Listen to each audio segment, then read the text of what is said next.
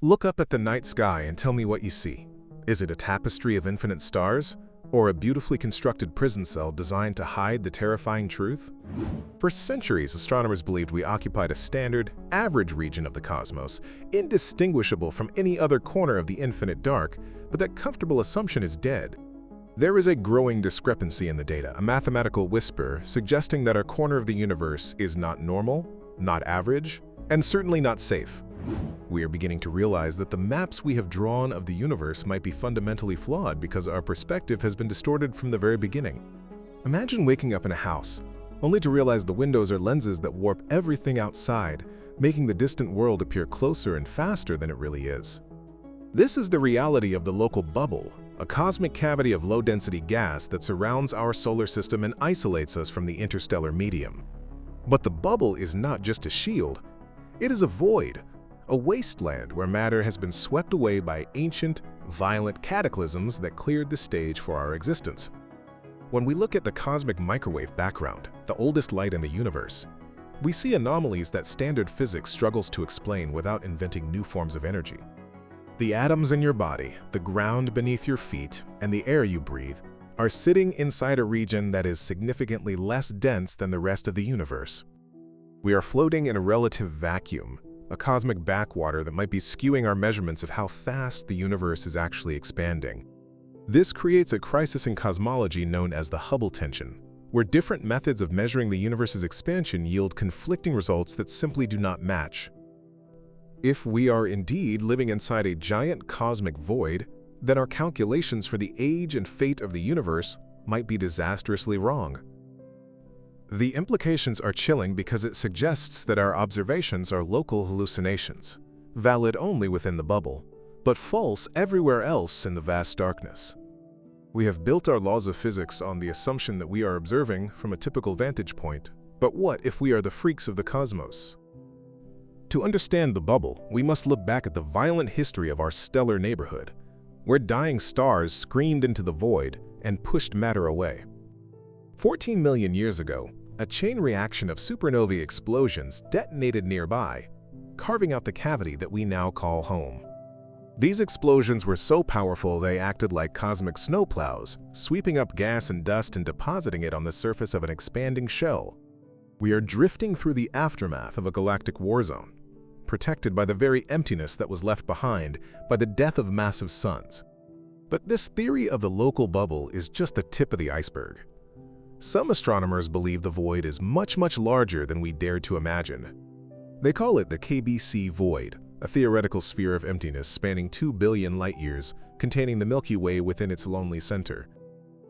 If the KBC void exists, it means we are living in the largest underdensity of matter ever observed in the known universe.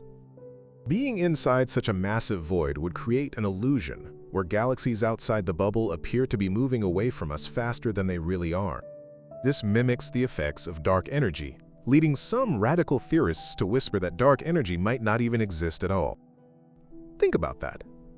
Billions of dollars and decades of research might be chasing a phantom force that is simply a side effect of our location. The anomaly isn't out there in the distance. The anomaly is right here, surrounding us, influencing every measurement we take of the deep sky. We are like fish in a bowl who have mistaken the curvature of the glass for the curvature of the entire ocean. Every telescope we point at the stars must look through the haze of the bubble boundaries, correcting for distortions we barely understand. But what happens when the bubble bursts, or when our solar system drifts out of this protected region into the denser, more chaotic interstellar clouds? We know that the solar system is moving, and eventually we will cross the threshold and enter the cold, dense wall of the bubble's edge. Such a crossing could drastically alter the heliosphere, allowing cosmic radiation to bombard Earth and shatter our climate stability. The ice ages of the past might have been triggered by similar crossings, times when Earth plunged into the dirty fog of the galaxy. We feel secure on our blue marble, but we are passengers on a vessel sailing through a treacherous ocean of varying densities. The emptiness around us is the only reason we can see so far into the universe. The void acts as a window, but it is also a trap. In a dense region of the galaxy, the night sky would be blindingly bright, and our knowledge of the distant universe would be forever shrouded. We have traded safety for visibility, But the price of that visibility is the existential terror of knowing just how alone we truly are. The local bubble is expanding, pushing matter against the Perseus torus shell, triggering the birth of new stars on the perimeter of our prison. We are sitting in the eye of a slow-motion hurricane, watching the destruction and creation of worlds happen at the event horizon of our bubble. It is a sobering thought that the structure of our local universe was sculpted by the violent deaths of stars that existed before humanity was born.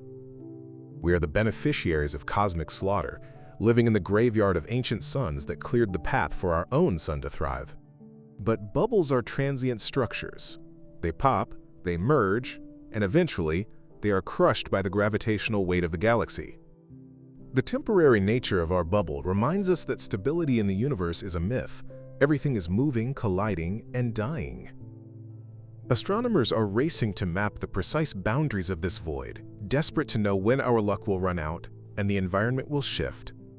The data streaming down from our satellites is painting a picture of a universe that is far more textured and dangerous than the smooth void we were taught. If the KBC void hypothesis holds true, we must rewrite the textbooks and admit that our standard model of cosmology is biased by our location. We are not the impartial observers of the universe. We are the isolated hermits living in a cave, trying to guess the shape of the world outside. The bubble defines our reality, limits our understanding, and ultimately dictates the future survival of the human race. It is time to stop looking at the stars as distant decorations and start seeing them as the walls of the cell we are currently occupying. Because when you realize that space itself has topography, that there are mountains and valleys of density, you realize you can crash. We are sailing a fragile ship through a void that was blasted open by nuclear fire, and the walls are slowly closing in. To understand the true scale of this cosmic isolation, we must dive deep into the mechanics of the void and face the numbers that don't add up. To understand why the existence of a cosmic bubble is not just a curiosity but a crisis, we have to look at the numbers that are currently tearing the community of astrophysics apart. For decades, we have been trying to measure the Hubble constant, the rate at which the universe is expanding, and for decades we assumed that if we just built better telescopes and bigger computers, the numbers would eventually agree. We were wrong. We have two primary ways to measure this expansion. One looks at the relic radiation from the Big Bang, the cosmic microwave background, and the other looks at pulsating stars and supernovae in our local neighborhood. In a sane, logical universe, these two methods should produce the exact same number, perhaps with a tiny margin of error that we could attribute to instrument noise. But they don't. They are yielding results that are statistically incompatible, a discrepancy known as the Hubble tension. It is not a small crack in the foundation. It is a gaping chasm that suggests our fundamental understanding of the universe's geometry is flawed. The data from the early universe tells us one story, a story of slow, steady expansion. But the data from our local windows tells us a different story, a story of a universe ripping itself apart much faster than physics allows. Let's look at the first witness in this cosmic trial, the Planck satellite data, which measures the cosmic microwave background. This is the oldest light in existence, the afterglow of creation itself, traveling for 13.8 billion years to reach our sensors.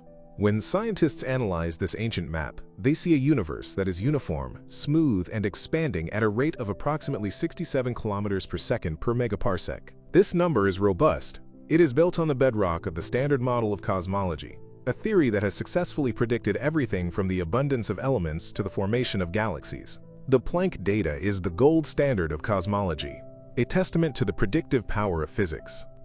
It tells us that we live in a universe dominated by dark energy and dark matter, evolving predictably from a hot, dense state. If you believe the standard model, 67 is the magic number. It is the heartbeat of the cosmos, steady and reliable. But there is a problem. This measurement comes from the distant past, extrapolated forward to the present day. It relies on the assumption that nothing strange has happened in the billions of years between then and now, and certainly nothing strange in our specific location. Now we turn to the second witness, the distance ladder method used by astronomers observing the local universe right now. Instead of looking at ancient radiation, they look at standard candles, Cepheid variable stars, and type Ia supernovae, objects whose brightness is so consistent they can be used as cosmic mile markers. When astronomers like Adam Rees and his team use the Hubble Space Telescope to measure these local objects, they don't get 67. They get 73, or sometimes 74.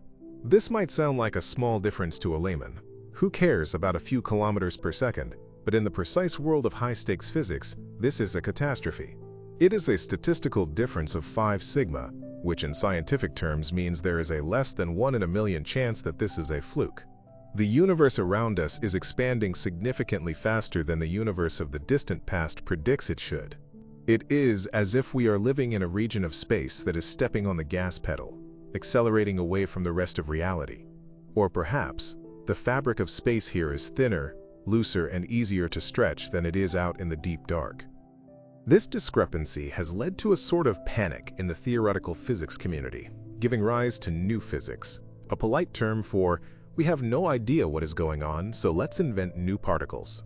Theories have sprung up proposing early dark energy, decaying dark matter, or modifications to Einstein's theory of general relativity. They are desperate to bridge the gap between 67 and 73 without shattering the standard model completely. But there is a simpler, more terrifying explanation that doesn't require reinventing the laws of gravity. It requires us to admit that we are not special, but we are also not normal. It requires us to accept that we are living inside a void. If our galaxy is located inside a massive region of underdensity, a cosmic bubble, then there is less gravity holding things back in our neighborhood. Matter in a void flows outward toward the denser regions, pulled by the gravitational attraction of the massive structures surrounding the bubble. This outflow of matter would mimic a faster expansion rate. To an observer inside the bubble, us, it would look like the universe is expanding faster than it really is. This is where the KBC void enters the investigation. Named after astronomers Keenan, Barger, and Cowie, who first proposed its dimensions in 2013, the KBC void is a theoretical sphere of emptiness that is mind-boggling in scale. We are talking about a region roughly 2 billion light-years in diameter. If the KBC void is real, it means the Milky Way is floating in the middle of the largest nothing we have ever observed. The density of matter inside the sphere is about half that of the rest of the universe. Imagine the universe as a block of Swiss cheese. We are not living in the cheese, we are living in one of the holes. And because we are in the hole, the gravitational dynamics are different. The dense cheese walls of the bubble pull galaxies away from us, creating a local velocity flow that adds to the cosmic expansion. When we measure the Hubble constant using local supernovae, we aren't measuring the universal expansion. We are measuring our own evacuation from the void. We are measuring the speed at which we are being pulled toward the walls of our prison. The existence of such a massive void challenges one of the most sacred dogmas of astronomy, the cosmological principle. This principle states that on a large enough scale, the universe is homogeneous and isotropic, meaning it looks the same in every direction and has the same density everywhere. It is an assumption of mediocrity, a safeguard against the arrogance of thinking we are the center of the universe. But the KBC void suggests that on the scale that matters to us, the universe is not smooth at all. It is lumpy, it is textured, and we happen to be in a lump of nothingness. If the universe is not homogeneous, then the equations we use to interpret the cosmic microwave background might be biased. We are applying a one-size-fits-all model to a universe that is clearly tailored. If we account for the void in our calculations, the tension between 67 and 73 vanishes. The numbers align. The paradox is solved, but the cost of this solution is realizing that our view of the cosmos is fundamentally distorted by our local environment. We are looking at the universe through a fishbowl lens. But the rabbit hole goes deeper. If the void explains the faster local expansion, it casts a shadow of doubt on the greatest discovery of late 20th century physics, dark energy. In the late 1990s, astronomers discovered that the expansion of the universe is accelerating. To explain this, they postulated a mysterious force, dark energy, that makes up 68% of the universe. But what if that acceleration is an illusion caused by the bubble? If we are in a void, the galaxies around us are being pulled away by the dense regions outside, which looks exactly like acceleration. Some physicists have argued that if we are indeed in a deep enough void, we might not need dark energy at all to explain our observations. Think about the magnitude of that error. We might have invented a mysterious, undetectable energy that constitutes the majority of the universe, simply because we didn't realize we were sitting in an empty room. It would be the greatest misinterpretation of data in the history of science. The acceleration driving the heat death of the universe might just be the local gravity of our bubble's walls. While the KBC void is a colossal structure that spans billions of light years, there is a much smaller, more immediate bubble that we have confirmed with absolute certainty: the local bubble. This is the structure that directly envelops our solar system. It is an irregularly shaped cavity in the interstellar medium, roughly 1,000 light-years wide. Unlike the theoretical KBC void, we have mapped the local bubble in 3D. We know its shape, its density, and its history. We are effectively living in a nested doll of voids, a small bubble inside a giant void, inside a vast, lumpy universe.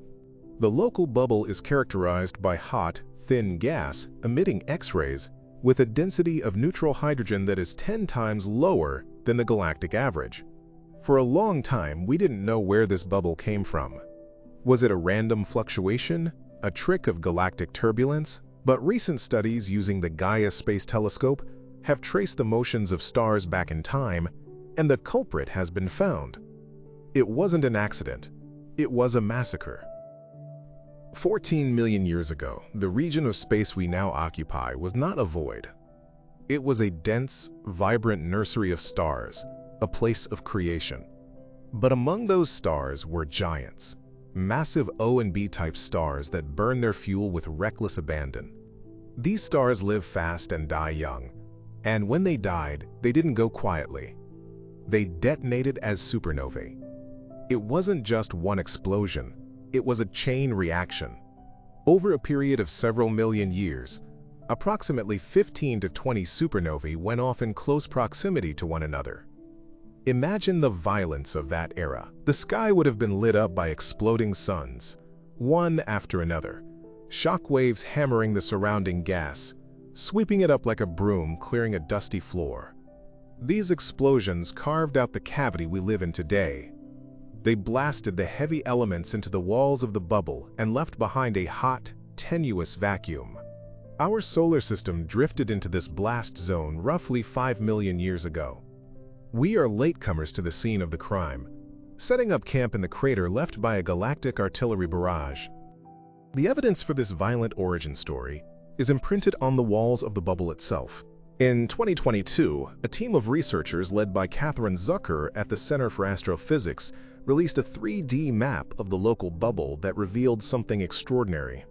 All the young star-forming regions within 500 light-years of the Sun, places like the Taurus and Ophiuchus molecular clouds, are sitting exactly on the surface of the local bubble. They are not randomly distributed, they are arranged on the shell of the sphere. This confirms that the expanding shockwave from those ancient supernovae didn't just clear the space, it compressed the gas at the edges, triggering the collapse of new nebulas and the birth of new stars. The death of the ancient giants fueled the birth of the new generation. We are surrounded by a ring of fire, a shell of stellar creation powered by the momentum of a 14-million-year-old explosion. Every time you look at a young star cluster in the night sky, you are looking at the debris field of the event that created our safe haven. This creates a feeling of cosmic claustrophobia. We are trapped in the center of an expanding shell. The bubble is still growing, expanding at a rate of about 6.5 kilometers per second. It is a slow-motion explosion that hasn't stopped. We are riding the inertia of dead stars. But what is truly unsettling is the realization that this isn't unique.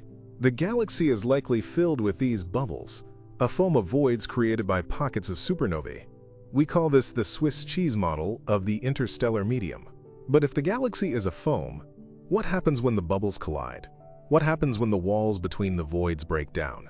We see evidence of this interaction in the structure of the galactic magnetic fields, which are twisted and warped by the expanding shells. Our protective bubble is pushing against other bubbles, squeezing the gas in between into thin filaments. It is a chaotic, turbulent environment, and our calm, quiet solar system is just drifting through the temporary eye of the storm. The investigation into the local bubble has also solved a long-standing mystery regarding the Gould Belt, a ring of stars that seem to circle the sky at a tilt to the galactic plane. For decades, astronomers couldn't explain why these stars formed a ring. Now we know. The Gould belt is effectively the rim of the local bubble, or a part of a larger structure called the Radcliffe wave. The stars are the jewels on the crown of our cavity. But this understanding forces us to reevaluate our interaction with the cosmos. The empty space we send our probes into, the Voyagers, the pioneers, is the interior of this specific bubble. We have never sampled the true interstellar medium, the dense, cold clouds that exist between the bubbles. Voyager 1 and 2 have crossed the heliopause, the magnetic boundary of the Sun, but they are still deep, deep inside the local bubble. They have tens of thousands of years of travel before they hit the shell, the wall of the bubble, where the density spikes and the true nature of the galaxy begins. We are locked in here, and our emissaries are barely scratching the paint on the prison walls. Let's talk about the specific association of stars responsible for this cavity, the Scorpius-Centaurus Association. This is the nearest region of massive star formation to Earth. It consists of three subgroups of stars: Upper Scorpius, Upper Centaurus Lupus, and Lower Centaurus Crux. These are the killers. These are the families of stars that contain the supernovae progenitors. Millions of years ago, they were closer to us, or rather, we passed closer to them. The geometry of the encounter was perfect for clearing out our current location. The radiation from these stars is intense.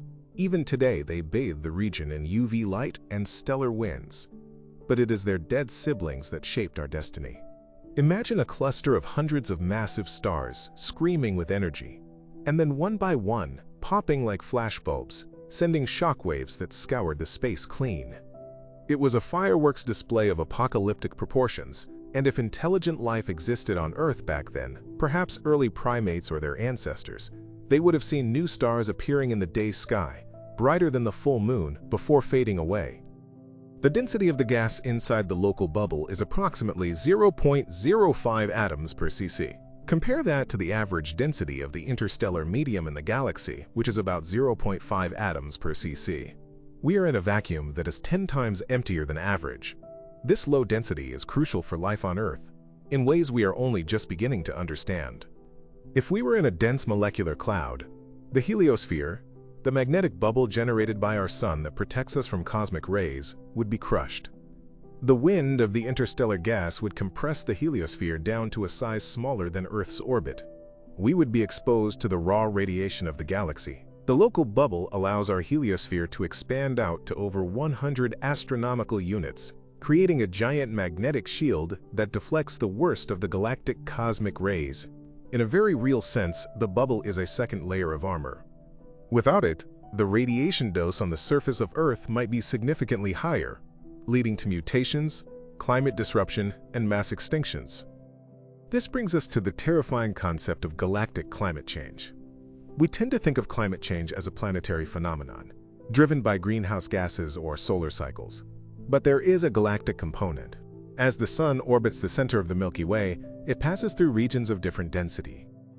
It moves in and out of spiral arms, in and out of bubbles. When the solar system enters a dense cloud, the protective heliosphere shrinks, and the Earth is bombarded by interstellar hydrogen and dust. This dust can accumulate in the upper atmosphere, altering the albedo of the planet, reflecting sunlight, and triggering an ice age.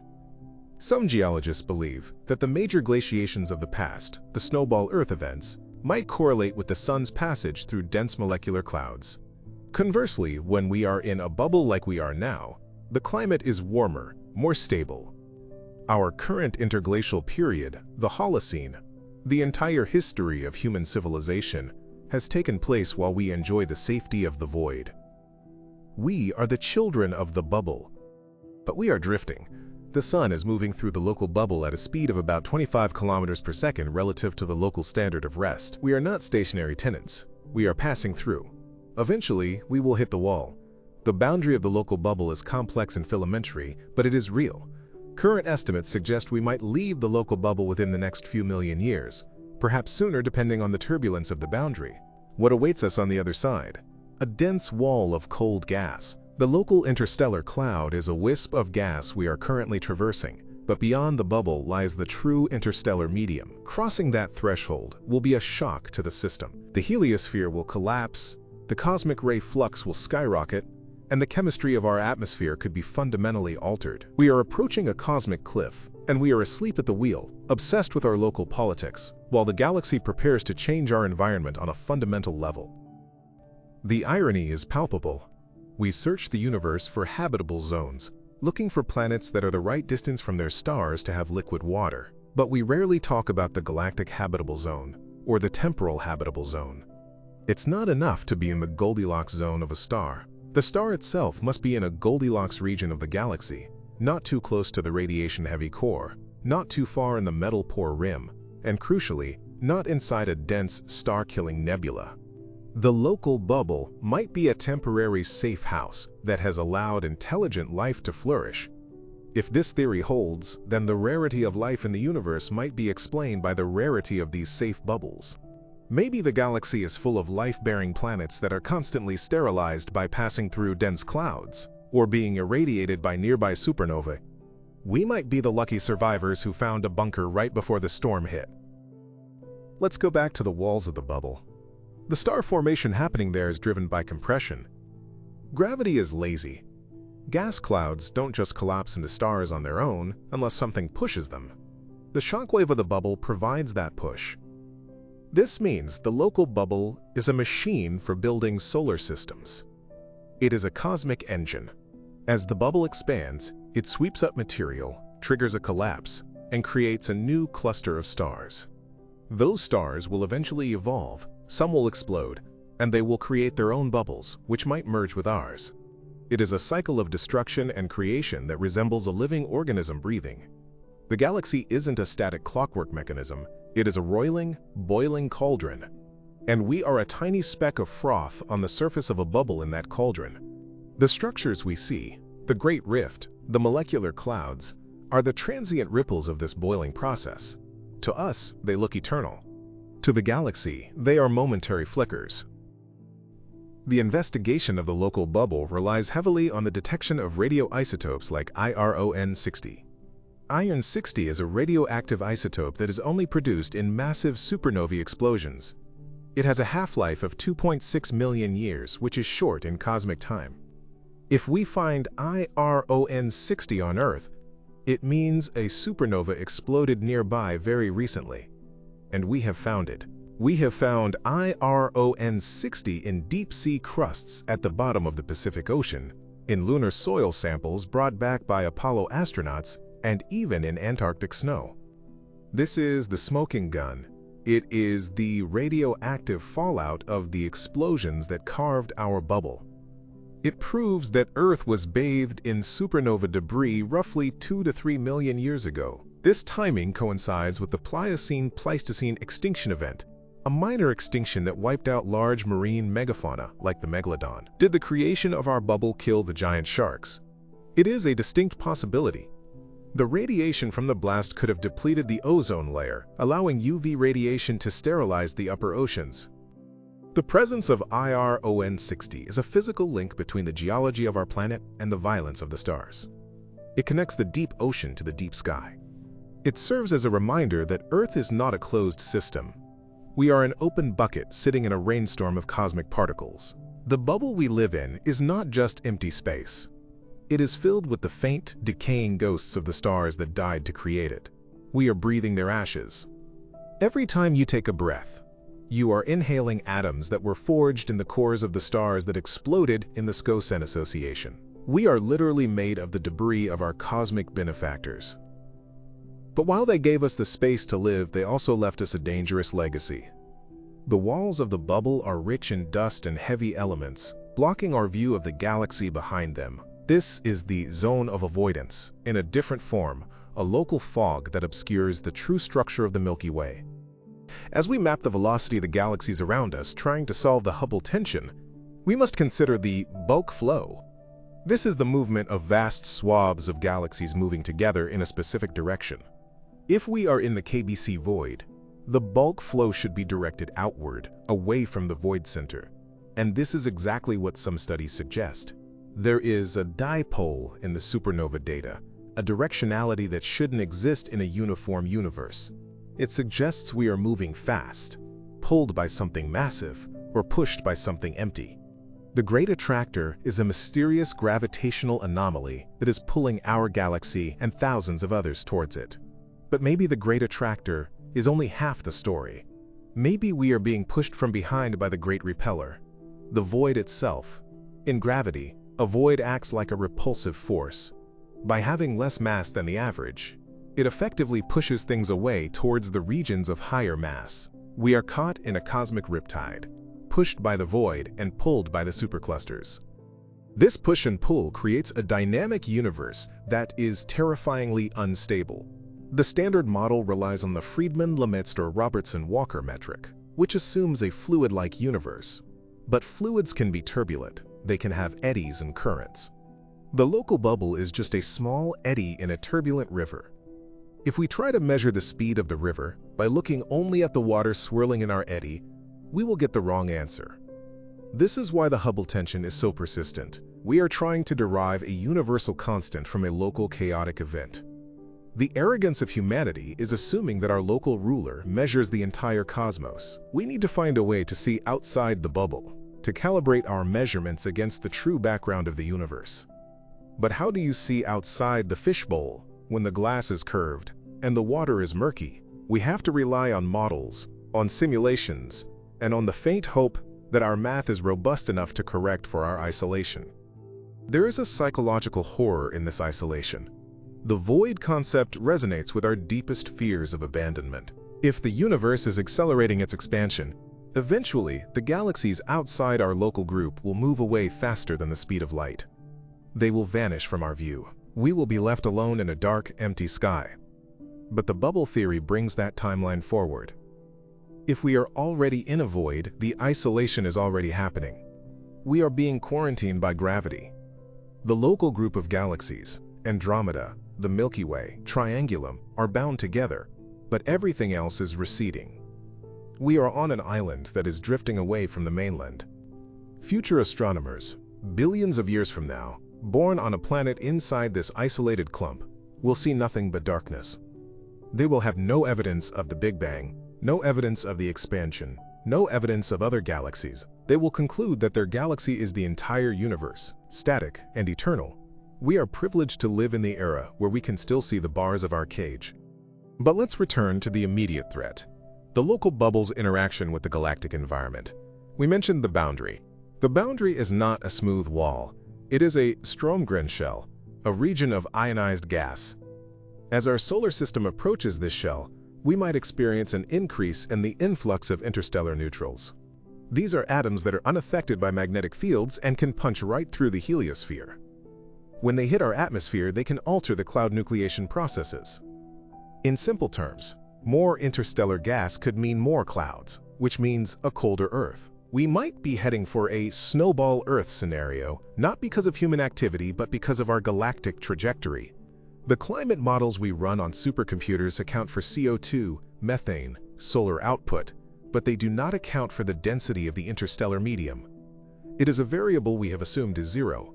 But in a bubble universe, that variable is never zero. It is just low until suddenly it isn't. The investigative journey leads us to question the stability of the bubble itself. Bubbles burst. In the context of the interstellar medium, a burst means a blowout. If the pressure inside the bubble becomes too high, or the wall becomes too thin, the hot gas can vent into the galactic halo.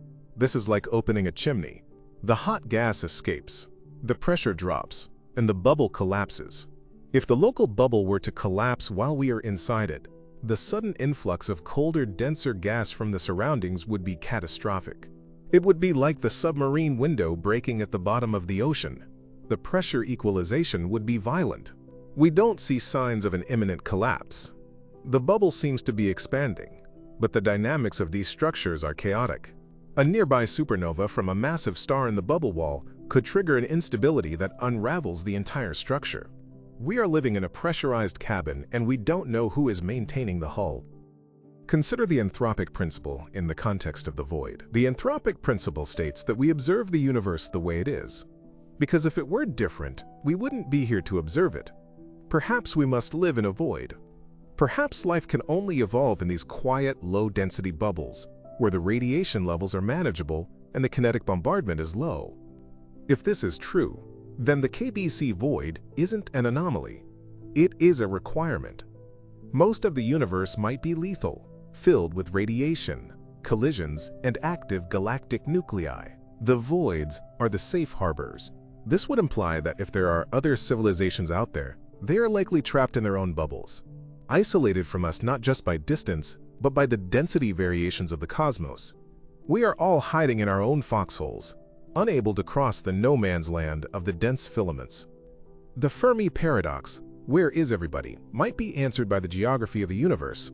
They are there, but they are behind the walls. The search for the truth about the KBC void requires mapping the distribution of galaxies with extreme precision. We need to count the galaxies at different distances and see if the density really drops off as we look closer to home. Surveys like the Sloan Digital Sky Survey have provided some evidence, but the results are controversial. It is hard to count fish in the sea when you are one of the fish. You have to correct for redshift space distortions and selection bias. If we are wrong about the void, then the Hubble tension remains a mystery that threatens to break physics. But if we are right, it solves the tension while breaking our philosophical sense of place. It trades a physical paradox for an existential one. The investigative journalist within us has to look at the motive. Why would the universe hide its true expansion rate? It doesn't have a motive, it just has geometry. And our geometry is warped. The numbers don't lie, but they can be misinterpreted if you don't know the shape of the graph paper you are drawing on. We are now realizing that the static universe of Einstein was a dream, and even the expanding universe of Hubble is a simplification. We live in a breathing universe, a foam of expanding and contracting regions, of high and low pressure, of violent winds and calm eyes. The local bubble is just one breath in this cosmic lung. It has existed for a few million years, and it will dissipate in a few million more. In the grand timeline of the universe, it is a blink of an eye. But for us, it is everything. It is our entire history. The atoms that make up your body were once part of the interstellar medium, then compressed into the solar nebula, and now they are floating in this rarefied cavity. We are creatures of the void, adapted to the silence, frightened by the noise of the dense galaxy. The anomaly is us. So what is the verdict of this investigation? The jury is still out, but the evidence is mounting. The discrepancy in the Hubble constant is the smoking gun. The map of the local bubble is the fingerprint at the crime scene. The theoretical KBC void is the motive. We are living in a bubble. Whether it is 1,000 light-years wide or 2 billion light-years wide, the conclusion is the same. Our environment is special, and that specialness distorts our view of reality. We are not seeing the universe as it is. We are seeing it as it appears from inside the cave. To find the truth, we have to stop assuming we are normal. We have to embrace the weirdness of our location.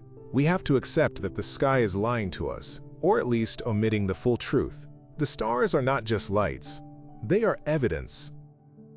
As we stare out into the deep field, past the walls of our local bubble, past the filamentary structures of the superclusters, we are looking for a standard ruler that doesn't exist. The universe is a funhouse mirror. The light bends, the space stretches, and the voids push. The deeper we look, the more we realize that reality is a local concept. What is true here, in the quiet, low-density suburbs of the Milky Way, might not be true in the bustling, high-density downtown of the Virgo cluster.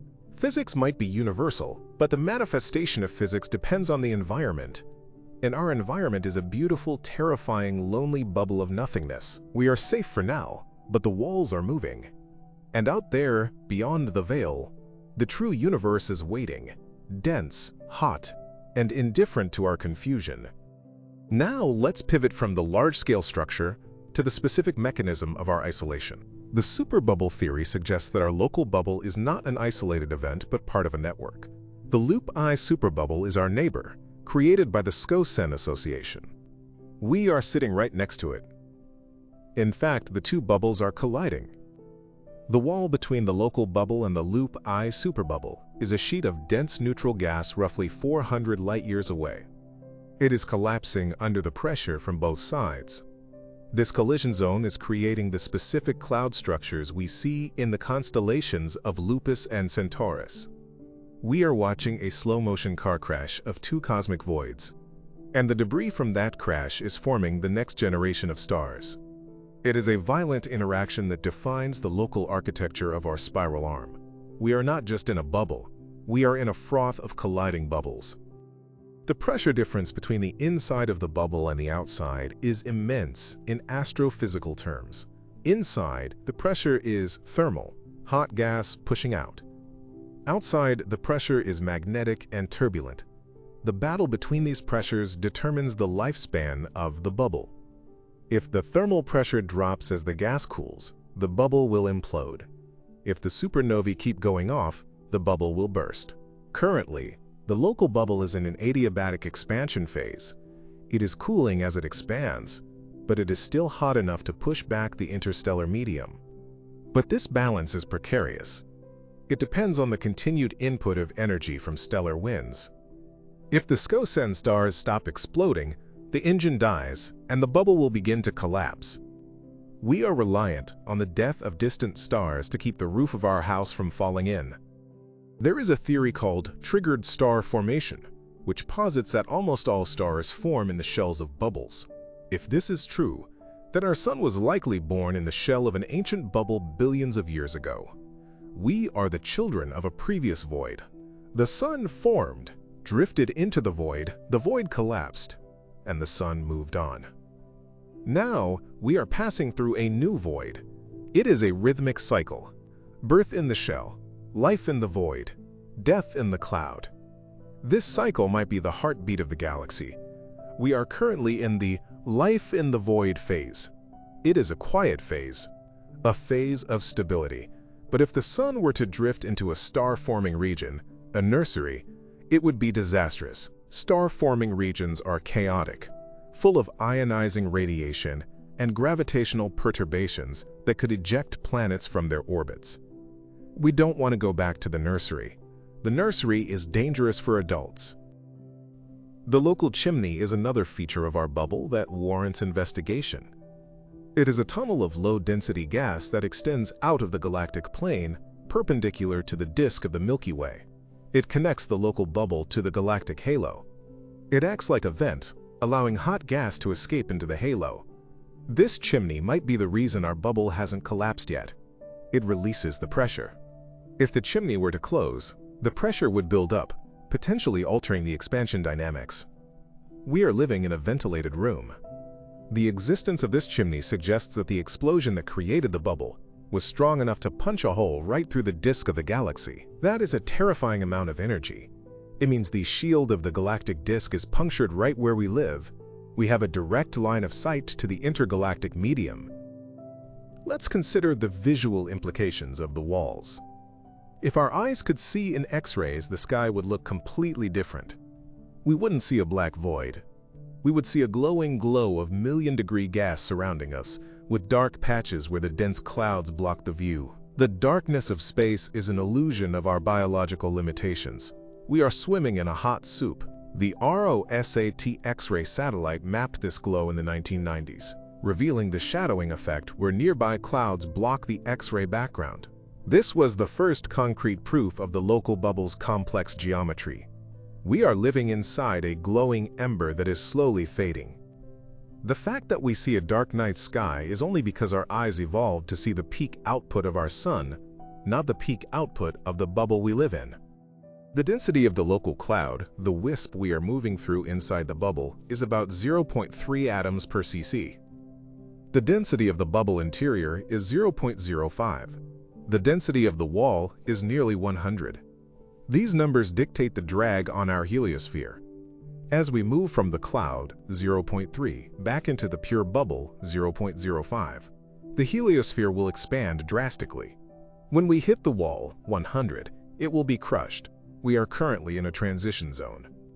This transition might explain some of the anomalies in the cosmic ray data detected by high-altitude balloons. We are sampling the edge of the wisp, the fluff of the galaxy.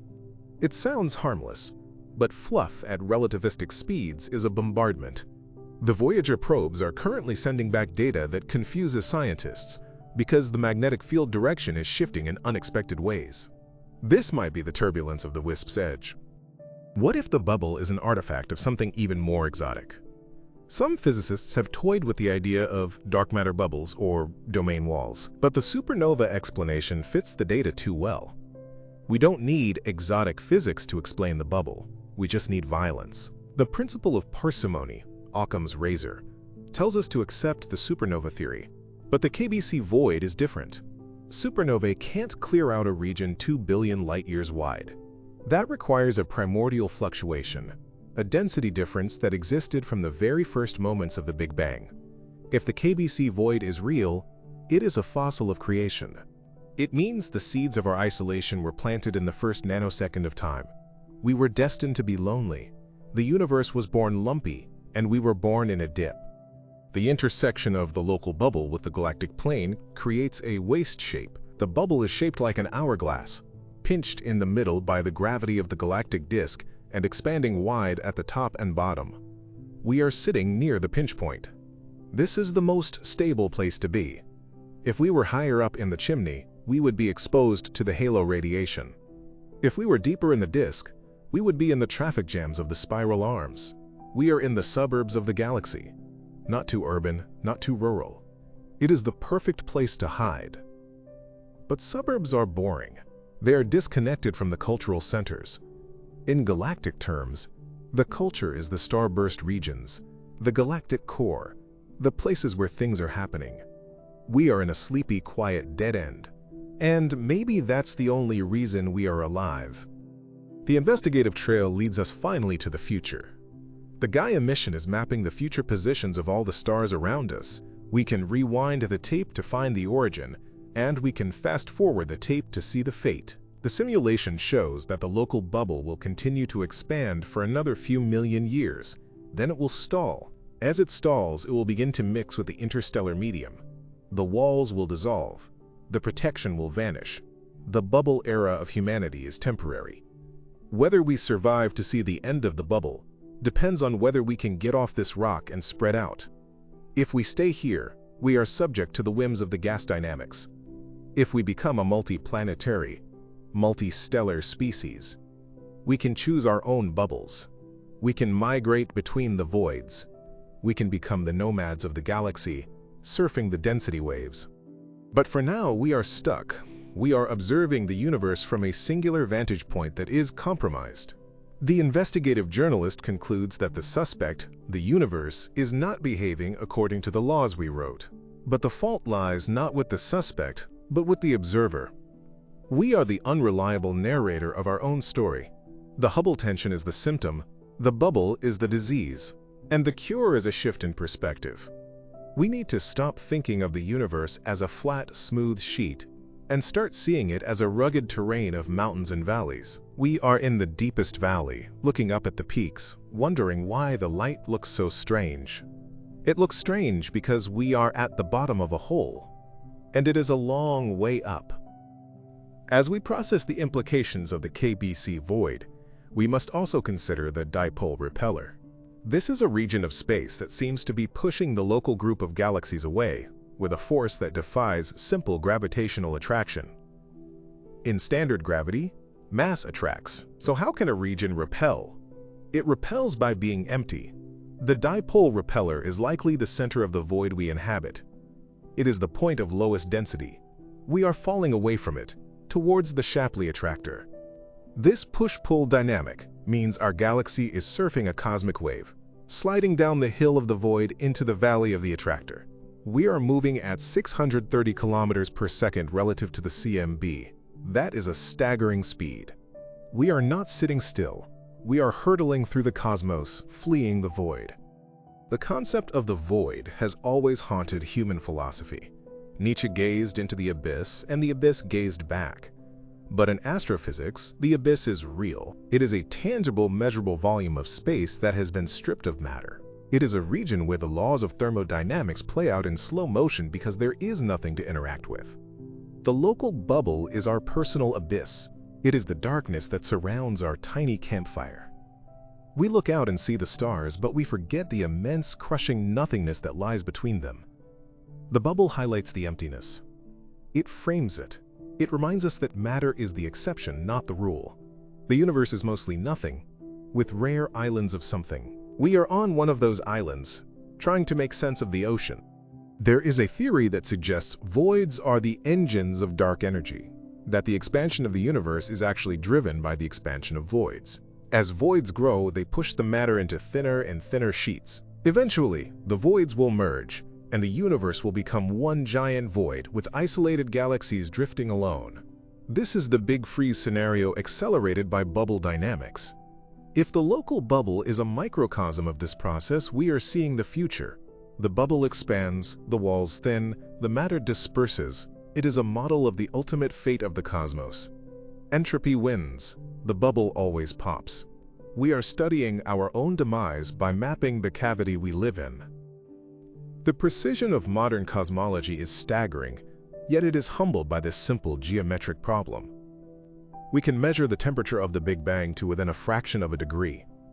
But we can't agree on how fast the universe is expanding because we don't know if we are in a hole. It is a lesson in humility. Science is not a straight line to the truth. It is a winding path through a foggy forest. The local bubble is the fog. We are clearing it away, bit by bit, with X-ray telescopes and parallax measurements. But every time we clear a patch of fog, we see something terrifying behind it. We see a universe that is far more violent and chaotic than we hoped. We wanted a clockwork cosmos. We got a demolition derby. As we near the end of this investigation phase, we have to ask, does it matter?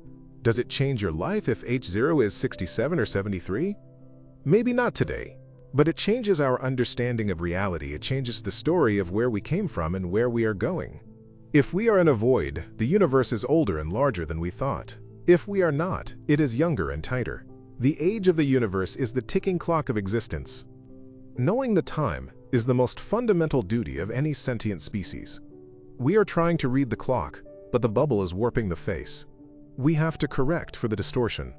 We have to find the true time, because eventually the time runs out. The local bubble is a testament to the power of supernovae. A single star, dying millions of years ago, can shape the destiny of a galaxy for millions of years to come. It creates a cavity, it triggers star formation, it alters the climate of planets, it confuses the scientists of a future civilization. The legacy of a star is not just the black hole it leaves behind, but the bubble it blows in the interstellar medium. We are living in the legacy of a ghost, the ghost of a star that died before humans walked the earth. We are its beneficiaries and its victims. It cleared the path for us, but it also isolated us. It is a complex inheritance.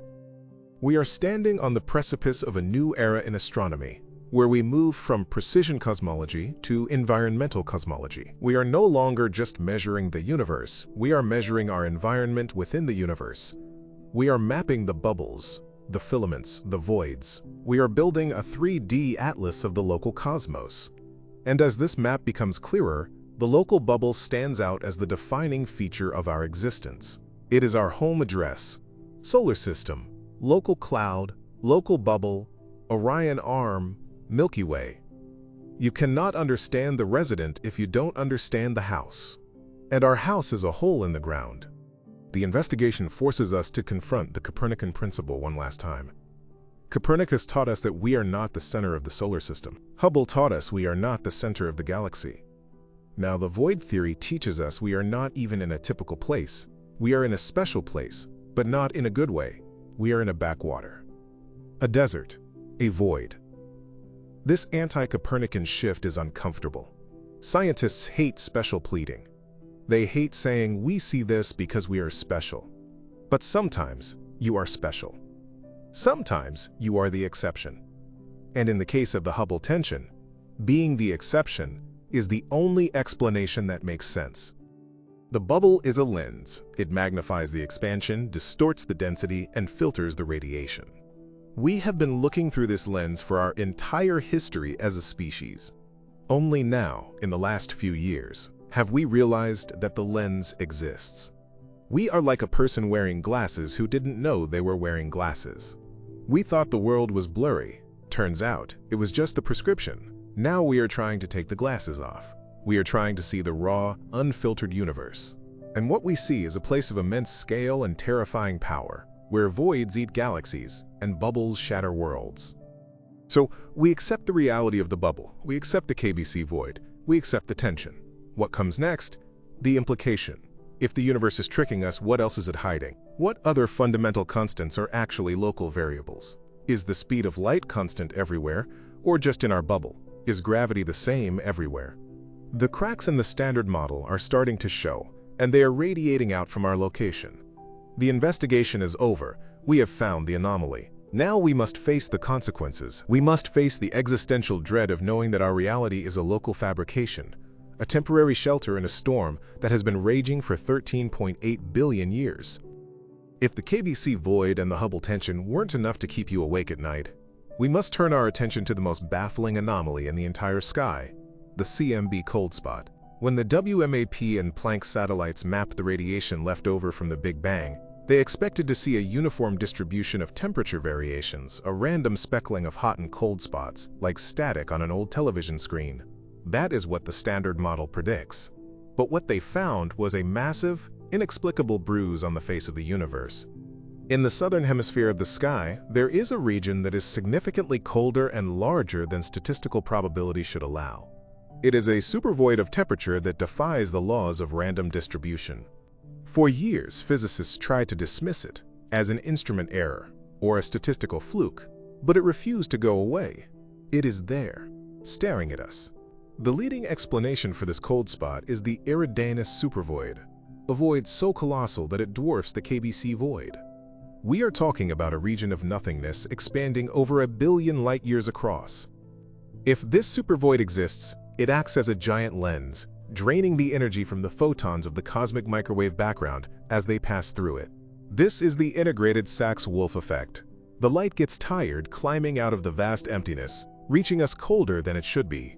This cold spot is a window into the true structure of the cosmos, a structure dominated by titans of emptiness that are eating the energy of the Big Bang itself. The implications of the cold spot lead us down a rabbit hole that some physicists are terrified to enter, the axis of evil. This is not a political term. It is a cosmological nightmare. When we analyze the multipoles of the cosmic microwave background, essentially breaking down the map of the early universe into its component patterns, we find a bizarre alignment. The quadrupole and octupole modes, which represent the large-scale fluctuations of the universe, are aligned with each other. But that's not the scary part. They are aligned with us. They seem to point directly at the solar system and correspond to the plane of the Earth's orbit around the Sun. This should be impossible. The physics of the Big Bang happened 13.8 billion years ago, long before the Earth or the Sun existed. There is absolutely no reason why the largest structures in the universe should line up with the ecliptic plane of a tiny rocky planet in a random spiral arm. It violates the Copernican principle in the most aggressive way possible. It suggests that Earth is in some way special or central to the geometry of the cosmos. Or, more likely, it suggests that our view is being so heavily distorted by our local environment, our bubble, that we are seeing a reflection of ourselves in the deep sky. The axis of evil might be the frame of our own window, casting a shadow on the universe. This alignment creates a crisis of confidence in cosmology. If the axis of evil is an artifact of the local bubble or the local void, then we have to question every large-scale measurement we have ever made. Imagine you are in a hall of mirrors. You think you are looking at an infinite corridor, but you are actually seeing reflections of your own room. If the density contrast of the KBC void is strong enough, it could create a dipole anisotropy, a directional bias, that mimics this alignment. We might be mistaking the geometry of our prison cell for the geometry of the infinite outside. The investigative journalist in us has to ask, are we investigating the universe, or are we just investigating the optical properties of the gas cloud we live in? The coincidence is too precise. The probability of the universe aligning with the Earth's orbit by chance is less than 0.1%. That is not zero, but it is uncomfortable. It forces us to choose between two terrifying options. Either the universe is geocentric in a way that defies all modern science, or our perception of the universe is fundamentally flawed by a local contamination we cannot scrub away. The evil in the axis is the destruction of our objectivity. To escape the philosophical trap of the axis, we must look at the mechanics of movement. We know the galaxy is moving. We are hurtling through space at approximately 630 kilometers per second, relative to the cosmic microwave background. This is our peculiar velocity. For decades, we believed we were simply falling towards something massive, the great attractor. Gravity pulls, that is what it does. But recent maps of the local universe have revealed a second player in this game of cosmic tug-of-war. We are not just being pulled, we are being pushed. Behind us, in the direction opposite to our motion, lies a vast region devoid of galaxies. This is the dipole repeller. It is the center of the void. In gravitational dynamics, an underdense region acts like a repulsive force. It doesn't actually push. Rather, the lack of gravity there allows the gravity on the other side to win uncontested. It is a vacuum cleaner effect. The dense regions suck matter in, and the void regions are emptied out. We are currently sliding down the gravitational hill of the dipole repeller, fleeing the emptiness, racing towards the cluster-rich regions of the Shapley supercluster. We are refugees from the void, caught in a current we cannot control. The discovery of the dipole repeller fundamentally changes our map of the local cosmos. It confirms that the void is not a passive background. It is an active, dynamic agent. The repulsive force of the void is just as important as the attractive force of the clusters. This means the cosmic bubble we live in, whether the small local bubble or the massive KBC void, is a driver of galactic evolution. It pushes galaxies into sheets and filaments, forming the cosmic web. We are currently in the process of being expelled from the void. This expulsion adds velocity to our expansion measurements, contributing to the Hubble tension. But think about the scale. The dipole repeller is effectively a hole in the universe that is repelling the Milky Way. It is a ghost region. We cannot see it because there is nothing there to see, yet its influence is felt in the motion of every star in our galaxy. We are running away from a ghost. The terror comes from realizing that nothingness has power. The absence of matter is a force, and that force is flinging us through the dark at 2 million kilometers per hour. Let's zoom out to the largest structure we can confidently call home, the Laniakea supercluster. In 2014, astronomers redefined the boundaries of superclusters based on the flow of galaxies. Instead of just looking at where galaxies are, they looked at where they are going. They found that the Milky Way, along with 100,000 other galaxies, is flowing towards a common gravitational valley. This immense watershed of galaxies is Laniakea, Hawaiian for immeasurable heaven. It spans 520 million light-years. But here is the catch. Laniakea is not a solid object. It is a river system, and we are on the outskirts, drifting towards the great attractor at the center. But even Laniakea is just a leaf in the wind. The entire supercluster is being pulled towards the even larger Shapley attractor. We are nested in layers of flows. The local bubble is our raft. The Milky Way is our ship. Laniakea is the current, and the Shapley attractor is the waterfall. We are being flushed down a cosmic drain, and we have no idea what lies at the bottom.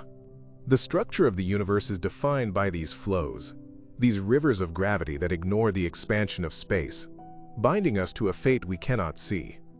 The great attractor itself deserves a closer look.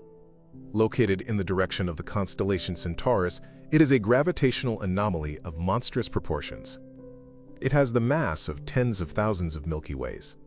For decades, it was a mystery because it lies directly behind the zone of avoidance, the dusty plain of our own galaxy that blocks our view. We knew something was there because everything was falling towards it, but we couldn't see it.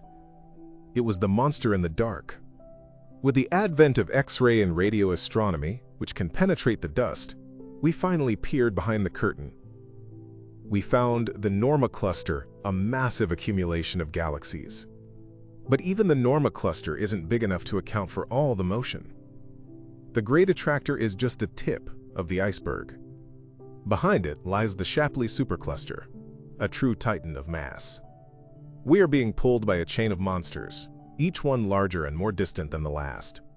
The horror is in the scale. We are being dragged across the universe by forces so massive they bend light and time, and we are completely helpless to resist. The local bubble is just a tiny pocket of air in this sinking submarine. The zone of avoidance is a perfect metaphor for our ignorance. Our own galaxy, the Milky Way, is filled with dust and gas that blocks visible light. This creates a band of darkness across the sky where we can see nothing of the outside universe. Roughly 20% of the extragalactic sky is hidden from us. We are blind to 1/5 of the universe. What if the answer to the Hubble tension, or the true nature of the void, lies in that blind spot? What if there is a massive structure or a massive void hidden right behind the galactic center? We are like a driver with a cracked windshield, trying to navigate a highway at high speed while 20% of the road is obscured. We assume the hidden part looks like the rest, but that is an assumption. Recent surveys using infrared telescopes have started to pierce the zone, revealing hidden galaxies like Dwingulu 1 and Maffei 1. But the map is still incomplete. We are building our cosmological models with a significant chunk of the data missing. We are solving a puzzle with the centerpieces hidden under the table. Beyond the Great Attractor and the Shapley concentration, there is a phenomenon that is even more unsettling: the dark flow. In 2008, researchers found evidence that galaxy clusters all across the observable universe are drifting in a unified direction at tremendous speeds that cannot be explained by the known distribution of mass. This flow is directed towards a patch of sky between Centaurus and Vela. The frightening part is that the source of this pull seems to be outside the observable universe. Whatever is pulling these clusters is beyond the cosmic horizon, beyond the region where light has had time to reach us since the Big Bang.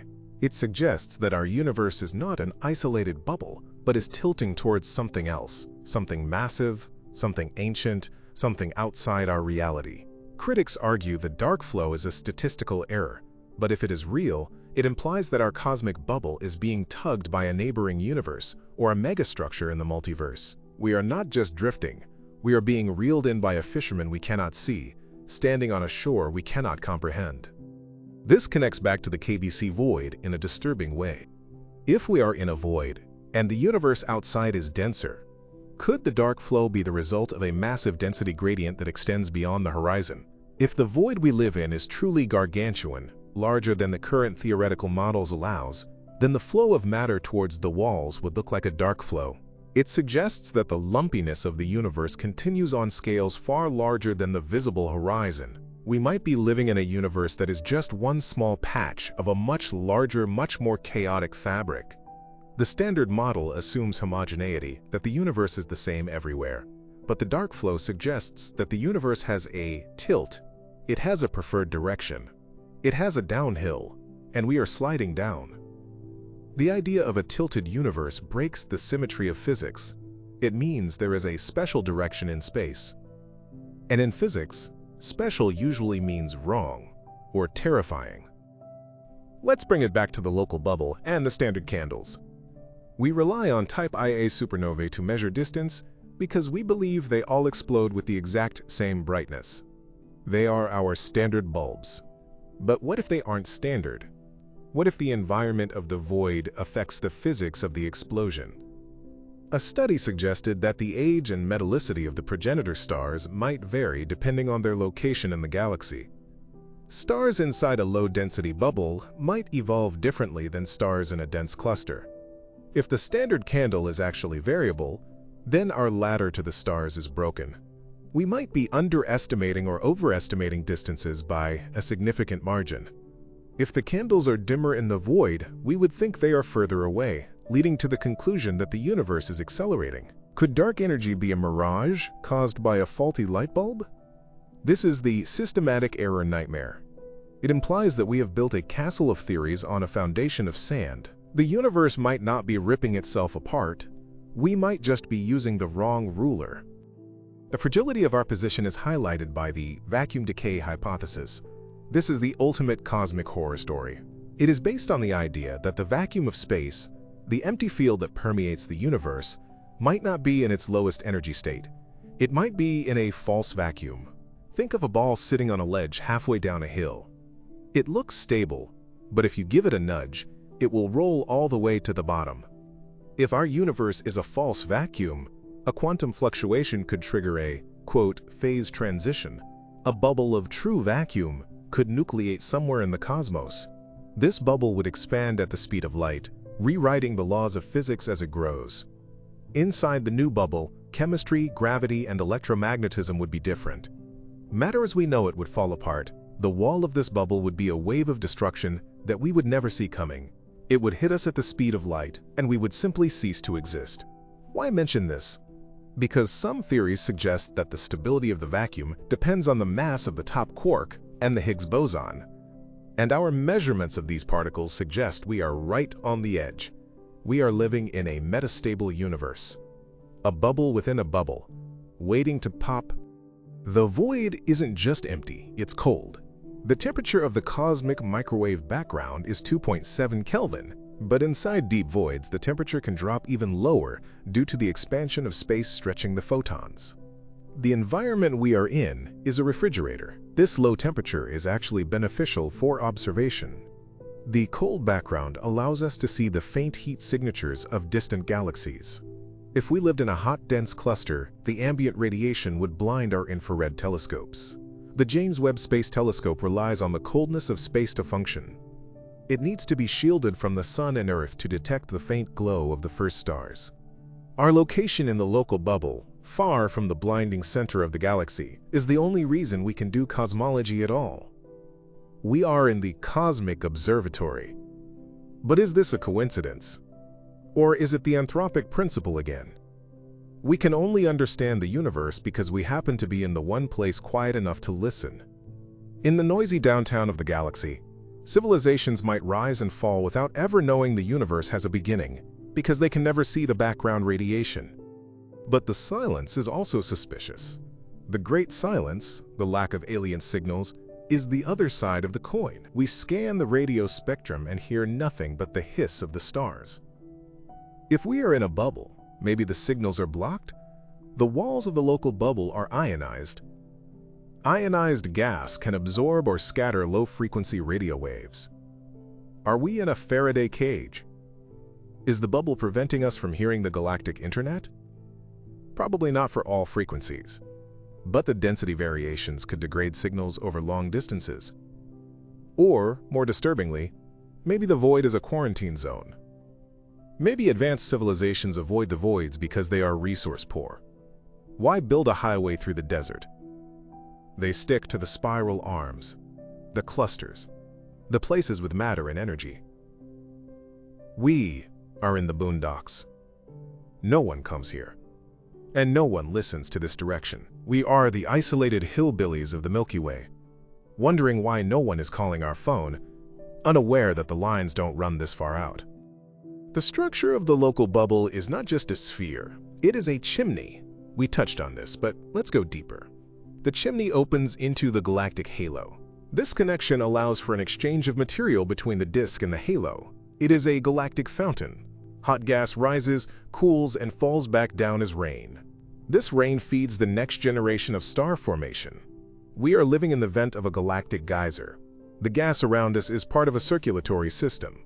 But what happens if the fountain turns off? Or if it explodes? Galactic winds from the center of the Milky Way, driven by the supermassive black hole Sagittarius A, can blow through these chimneys.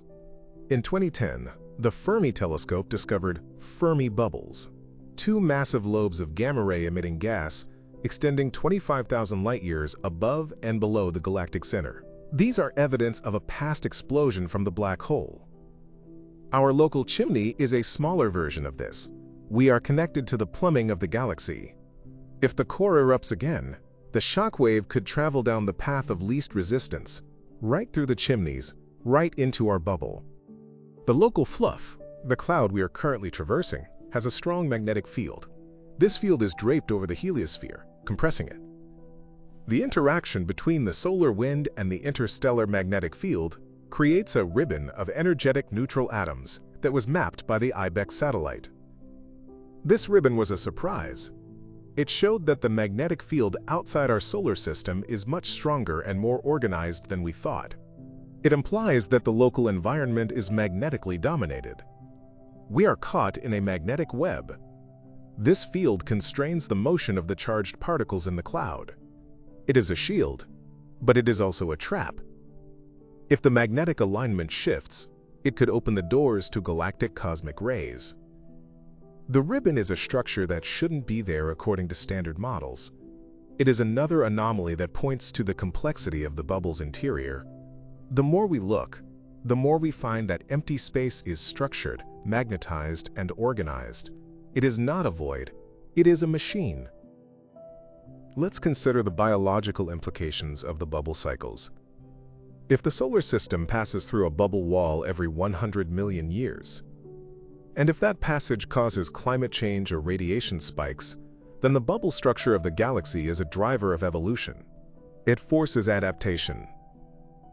The mass extinctions might be the ticking of the galactic clock. The dinosaurs died 66 million years ago. Where were we then? We were on the other side of the galaxy, likely in a different environment. Maybe inside a different bubble. Or maybe crossing a spiral arm? The correlation between the Sun's position in the galaxy and the extinction rate on Earth is a subject of intense debate, but the Shiva hypothesis suggests that galactic tides trigger comet showers from the Oort cloud. The bubble walls are dense enough to cause such tides.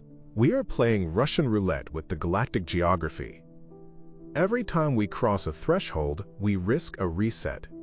The peace we enjoy now is just the interval between crossings. The Cosmic Web is the largest structure in the universe, a network of filaments of dark matter and galaxies, separated by immense voids. We are located in a small sheet or filament called the local sheet, which borders the local void. The local void is nasty. It is expanding and pushing us towards the local sheet. We are being sandwiched. The geometry of the local sheet is flat. We are living in a pancake of galaxies. This flatness is another curiosity. Why is our local neighborhood so flat? It is likely the result of the void expanding and compressing the matter into a plane. We are living on the skin of the bubble. The dynamics of this sheet determine the future collisions of our galaxy. Andromeda is heading towards us. This collision is inevitable. It is often depicted as a graceful dance, but it is a merger driven by the gravity of the sheet and the push of the void. We are being heralded into the marriage by the shotgun of the void. The concept of dark matter is essential to holding the bubble walls together. Without dark matter, the gas would dissipate. The walls of the KBC void and the local bubble are anchored by the invisible scaffold of dark matter. But we still don't know what dark matter is. If it turns out to be warm or fuzzy or self-interacting, the structure of the voids would change. Some theories propose that voids are actually dark matter voids as well, that dark matter is cleared out along with the baryons. This would make the repulsive force even stronger. We are trying to reverse engineer the skeleton of the universe by looking at the skin. The bubble is the skin. We can see the shape, but we can't see the bones. And the bones are moving. The fact that the Hubble tension exists might be the first crack in the theory of dark matter itself. Maybe gravity behaves differently in the low-density regime? This is MOND, modified Newtonian dynamics. If MOND is true, then the voids are where Newton's laws go to die. We must also talk about rogue planets. In the turbulent walls of the bubbles, star formation is chaotic. Solar systems are disrupted, planets are ejected. The galaxy is likely teeming with rogue planets, worlds without suns, drifting in the eternal night. The voids and bubbles are the oceans these orphans sail through. A rogue planet passing through our solar system could destabilize our orbits without us ever seeing it until it was too late. But the bubbles offer a terrifying possibility that life could exist on these rogue worlds, huddled around geothermal vents, under thick ice sheets, drifting in the absolute zero of the void. They would be the true children of the bubble, creatures of the dark, independent of any star, riding the emptiness. They would perceive the universe as a purely gravitational entity, feeling the tides of the void but never seeing the light of a day. The investigative journalist looks at the timeline. The local bubble is 14 million years old. The KBC void is billions of years old. The universe is 13.8 billion years old. We are seeing a snapshot of a dynamic process. The coincidence that we are here now, able to measure this, is striking. We live in the era of dark energy domination, where the expansion is accelerating. This era began roughly 5 billion years ago, coinciding with the formation of the solar system. Is there a link? Does life require an accelerating universe to shed the waste heat? Does it require voids to cool the background? The synchronization of cosmic epochs with biological evolution is a fruitful field for speculation. We might be void life, life that requires the low entropy and high isolation of a void to maintain its complexity against the chaos of the dense universe. We are delicate. We need the bubble wrap.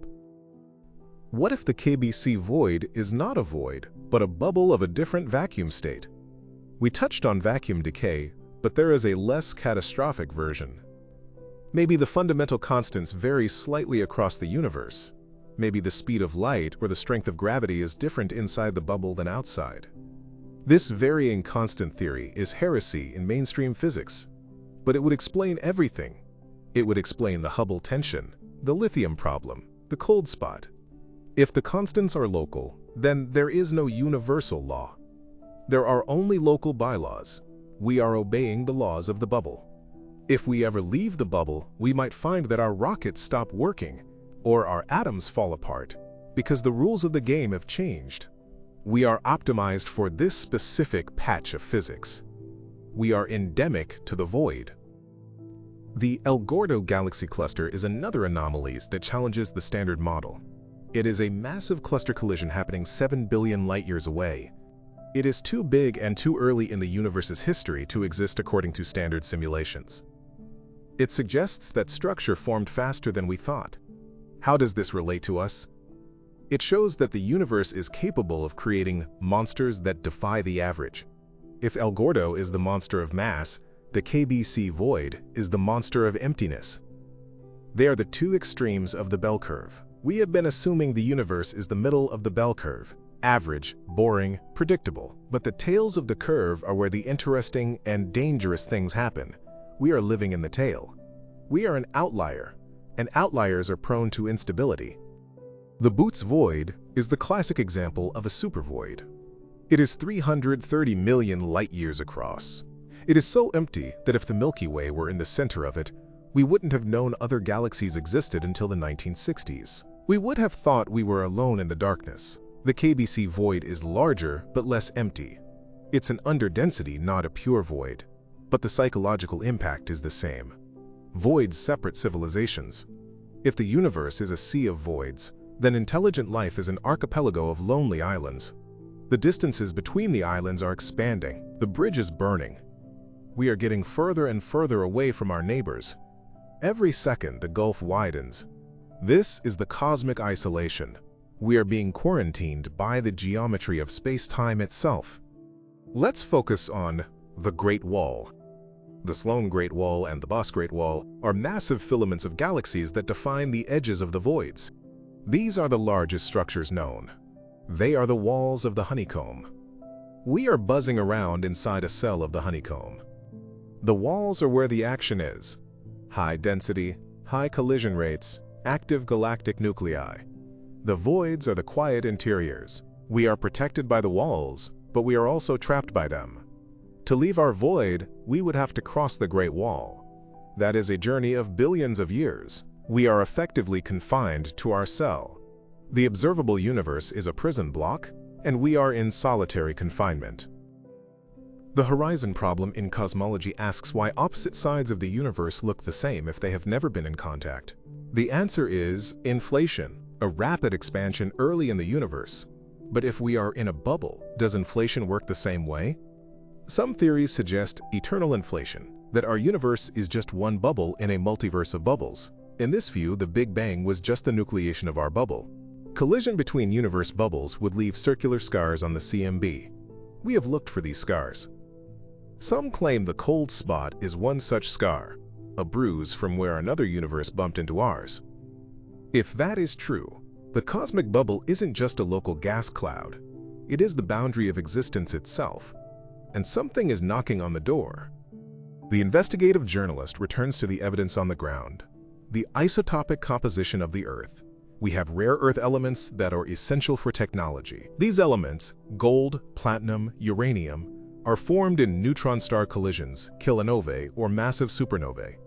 The fact that Earth is rich in them means our local bubble was seeded by these cataclysms. We are mining the debris of the dead. Our entire technological civilization is built on the corpses of the stars that cleared our living space. We are scavengers in the graveyard. The gold ring on your finger is a souvenir from the explosion that built the walls of our prison. The fine-tuning argument is often used to prove God or the multiverse. But there is a local fine-tuning. The solar system is fine-tuned to its position in the galaxy. We are at the rotation radius, where the speed of the sun matches the speed of the spiral arms. This prevents us from crossing the arms too often. It keeps us in the quiet interarm regions. The local bubble is an additional layer of fine-tuning.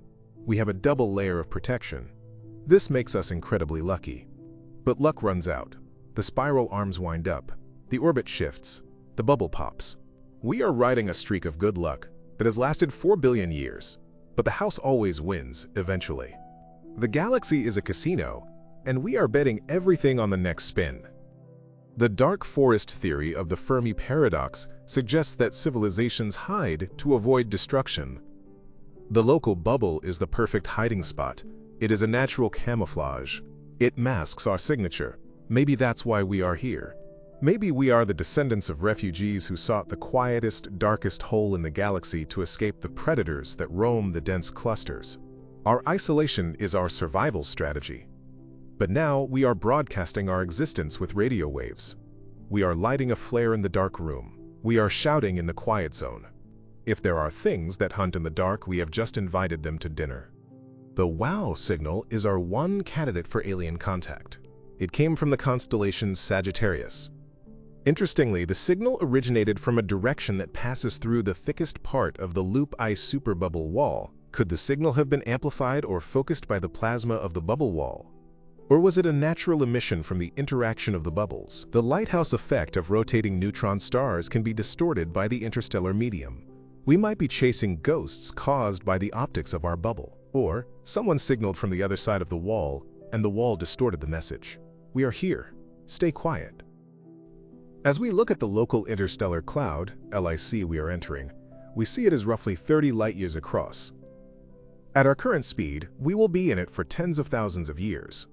But there is a G-cloud next door. We might move into that next. The space between the clouds is the bubble interior. We are island hopping, from cloud to cloud. The danger is the intercloud medium versus the cloud medium. The density changes can shock the heliosphere. If we hit a dense knot of gas, the heliosphere could shrink inside the orbit of Saturn. Goodbye, gas giants. The solar wind would have to fight harder. The space weather would become extreme. We monitor the sun for flares, but we should be monitoring the cloud for density spikes. The cloud is the weather forecast we are ignoring. The void is not empty of fields. The magnetic fields threading the local bubble are messy. The Planck satellite mapped the polarization of dust to find the magnetic field lines. They are chaotic. This chaos protects us from directed cosmic ray beams. It scrambles them. But it also prevents us from leaving. To travel to the stars, we need to navigate this magnetic maze.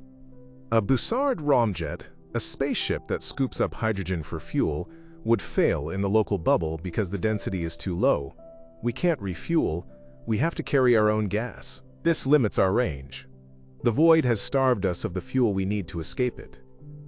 We are stranded by the lack of resources in the interstellar medium. The psychological impact of the big empty cannot be overstated. When astronauts look out the window, they experience the overview effect, a cognitive shift. But what is the void effect? Knowing that we are surrounded by nothingness for millions of light years?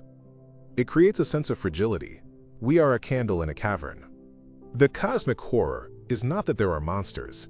It is that there is nothing. The indifference of the void is more terrifying than malice. The bubble doesn't care if we live or die. It is just gas obeying the ideal gas law. PV equals nRT. We are just a variable in the equation. If T goes up, P goes up, and we might get crushed. Let's reconsider the Hubble tension solution. If we live in a void, we need to calibrate our data. When we do, the expansion rate drops. The universe becomes 14 or 15 billion years old, not 13.8. That gives more time for structure to form. It explains the impossibly early galaxies found by James Webb. They had more time to grow. The void solves the crisis in cosmology by making the universe older and slower. It makes the universe less explosive, more middle-aged. But it also means we have been wrong about the age of everything for 50 years. It means our timeline is off. We are living in a distortion field that speeds up our perception of time.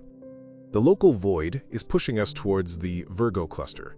The Virgo cluster is pulling us. This is the local velocity vector. We are moving at 600 kilometers per second.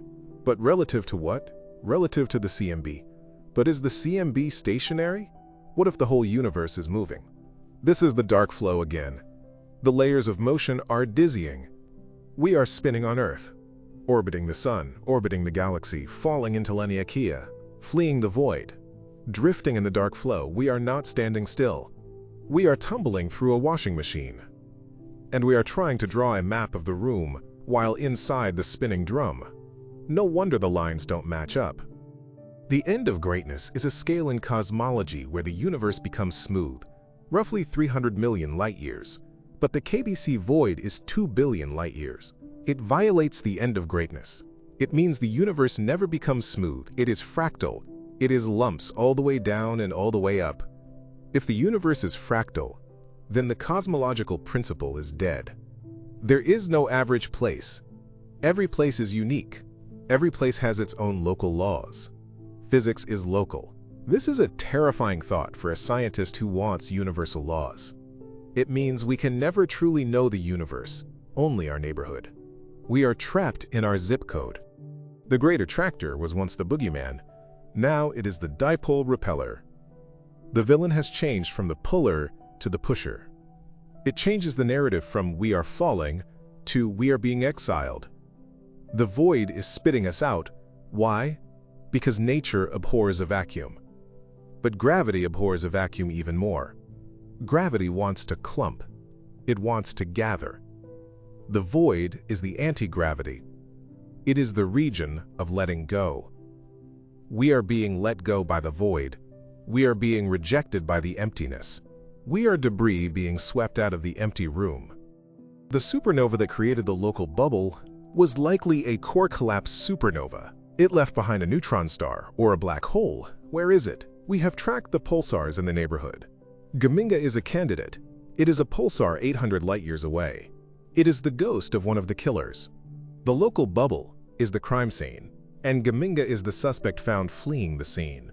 It is beaming gamma rays at us, a reminder of its power.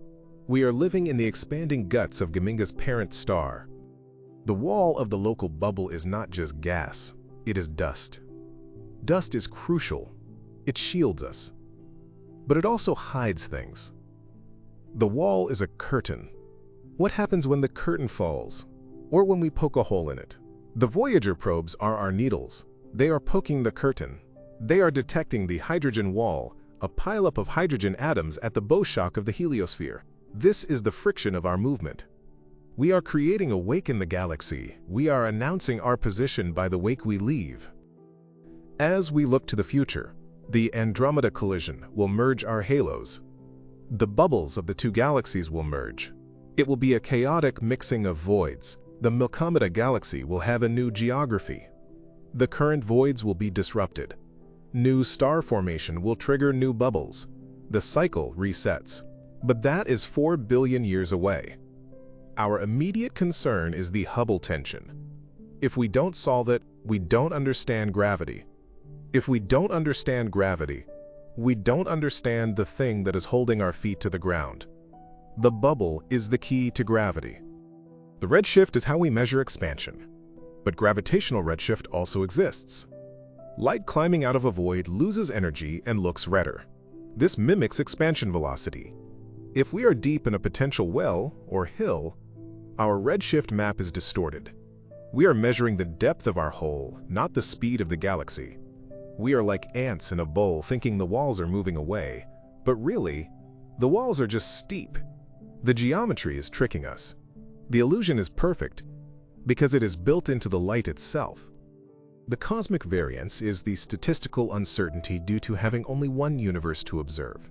But we have sample variance because we only have one location to observe from. We can't move to Andromeda to check the view.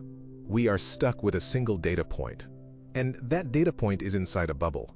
This is the ultimate limitation of astronomy. We are biased observers.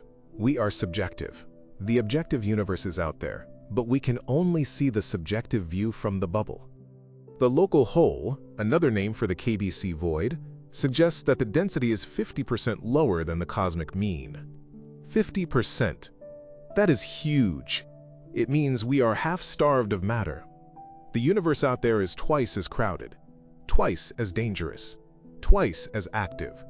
We are in the quiet half, the safe half. We should be grateful for the void. It is the moat around our castle, but moats trap you inside. We are under siege by the silence. The dipole in the CMB is usually subtracted as motion. We assume the CMB is smooth and the dipole is just our speed. But what if part of the dipole is intrinsic? What if the universe really is brighter on one side? That would mean the Big Bang was lopsided. A lopsided explosion. A shaped charge. That implies design, or a peculiar initial condition. The bubble theory is the conservative explanation. The alternative is a broken universe. We cling to the bubble theory because it saves the laws of physics. It is our life raft. The void is growing. As the universe expands, gravity pulls matter into clusters, making the voids emptier and larger. The voids are winning. The future of the universe is void dominance. Eventually, the bubbles will merge into one supervoid. We are seeing the early stages of the void era. The islands of light are shrinking. The darkness is expanding. We are fighting a losing battle against the empty space. The bubble is the conqueror. We are void walkers. Our planet, our sun, our lives are a temporary phenomenon inside a cavity. This definition changes our identity. We are not just earthlings. We are void dwellers. We are defined by what is not around us. The absence of nearby stars, the absence of radiation, the absence of friction. We are defined by the vacuum. We are the children of the nothing, and to the nothing we shall return. The investigation into the KBC void is also an investigation into dark matter. If we can explain the galaxy motions with just the void and regular gravity, do we need dark matter? Some fringe theories say no. Maybe the voids are just regions where gravity works differently. This is a dangerous thought. It threatens the funding of particle detectors. But the investigative journalist follows the lead. If the void explains the tension, maybe it explains the rotation curves too? Probably not. But the void is a disruptive concept. It shakes the foundations. The local group is gravitationally bound. We will never leave Andromeda. We are locked together. But the local group is fleeing the local void. We are a raft of castaways paddling away from a whirlpool. The whirlpool is the emptiness. It pushes us. We are paddling towards the Virgo cluster.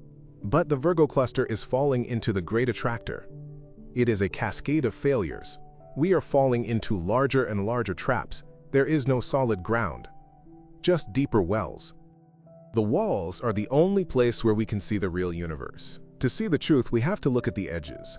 The edges of the bubble are where the interaction happens. The shock fronts. The contact discontinuities. This is where physics gets real. Inside the bubble, things are calm. Too calm. We need to look at the storm to understand the weather. We need to study the walls. The walls hold the secrets. As we conclude this phase of the investigation, we realize that the cosmic bubble is not just a spatial anomaly, it is a cognitive one.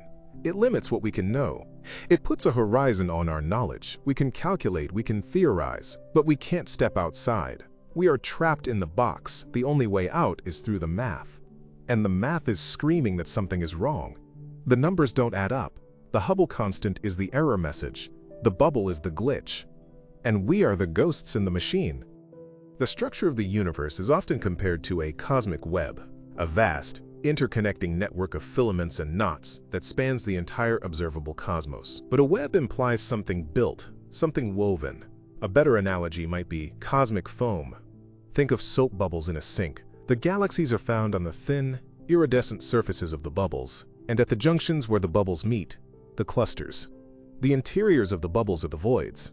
We are living on the skin of one of these bubbles, or perhaps drifting just inside the interior. This Voronoi tessellation of the universe is not random. It is the inevitable result of gravity amplifying tiny quantum fluctuations from the Big Bang. Matter flows out of the voids and into the walls. This means the voids are effectively getting emptier and rounder over time.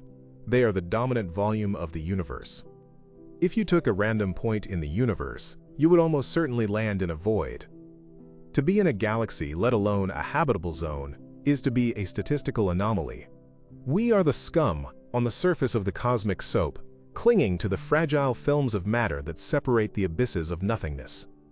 The foam is expanding, the bubbles are growing, and eventually the films will snap. Within these voids there are galaxies, but they are the hermits of the cosmos. These void galaxies are strange, stunted creatures. Because they form in regions with very little material, they grow slowly.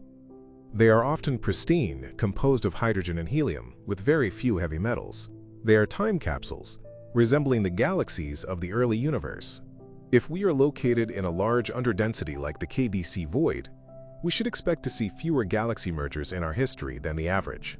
And indeed, the Milky Way has had a relatively quiet life compared to the massive elliptical galaxies in the center of the Virgo cluster. We haven't been smashed apart by collisions, yet. This quiet history allowed life to evolve, but it also means we are chemically different. The heavy elements needed for life, carbon, oxygen, iron, are produced in stars that form rapidly, in dense regions. It is a paradox. We need the quiet of the void to survive the radiation, but we need the violence of the clusters to build our bodies. We exist in the Goldilocks density, just dense enough to have iron, just empty enough not to be sterilized by gamma-ray bursts. The dynamics of the Great Repeller are worth revisiting because they fundamentally alter our understanding of gravity. We are taught that gravity is purely attractive. Mass pulls mass. But in the context of the cosmos, the absence of mass acts as a repulsive field. It's not that the void pushes. It's that the lack of pull from the void creates a net force in the opposite direction. It is a game of tug-of-war, where one team suddenly lets go of the rope. The other team, the great attractor, flies backward, taking us with it. This push from the void accounts for nearly half of our peculiar velocity. We are being expelled from our home. The dipole repeller is a region of space that is effectively clearing its throat, spitting out galaxies into the surrounding walls. If you were an observer inside that repeller, you would see galaxies fleeing from you in all directions. You would think you were the center of a repulsive explosion. It is a terrifying thought. Entire regions of space that act as cosmic exclusion zones, forbidding the presence of matter. We are currently surfing the shock wave of this exclusion. Let's discuss the S8 tension, the lesser-known but equally disturbing sibling of the Hubble tension. The S8 parameter measures the clumpiness of the universe, how much matter is clustered together versus spread out. The standard model, based on the cosmic microwave background, predicts a universe that is very clumpy. But when we look at the local universe using weak gravitational lensing, measuring how gravity bends light, we see a universe that is smoother than predicted. The S8 tension suggests that structure is not forming as fast as we thought. Why? The cosmic bubble theory offers a solution. If we are in a void, the local matter density is lower, so the local clumpiness is lower. We are measuring the smoothness of our own whole and assuming the whole universe is that smooth. Or perhaps the void physics suppresses structure formation.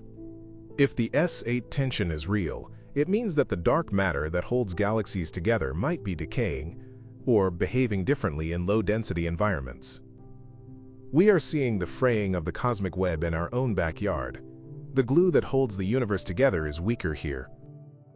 The Boots void, often called the Great Nothing, is a sphere of emptiness, 330 million light-years in diameter.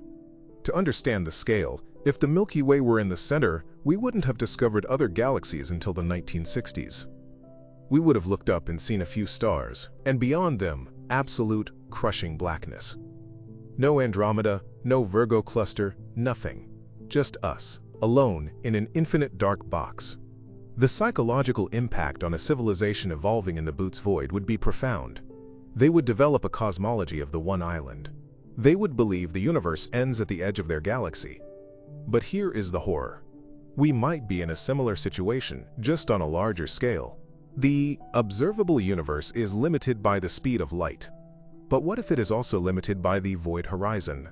What if the things we can't see aren't just far away but hidden by the geometry of the emptiness? We look at the Boots void with pity, but perhaps outside observers look at our KBC void with the same pity. Look at those poor souls, they might say, trapped in the KBC hole, thinking they can see the universe. The interplay between the local bubble and the galactic magnetic field creates a trap for charged particles. Cosmic rays, high-energy protons moving near the speed of light, get trapped inside the bubble, bouncing back and forth off the magnetic walls like ping-pong balls. This creates a cosmic ray fog inside the bubble. We are constantly bombarded by this trapped radiation. It is possible that this background radiation level is a driver of genetic mutation. Evolution on Earth might be paced by the density of cosmic rays in the bubble. When the bubble expands and the field weakens, the radiation drops and evolution slows. When the bubble is compressed, the radiation spikes and mutation rates soar. We are biological puppets dancing to the tune of the magnetic fields generated by dead stars. The mutagenic bubble theory suggests that we are not just residents of the void, we are products of it. Our DNA carries the scars of the bubble's history. We are mutated by the walls of our own prison.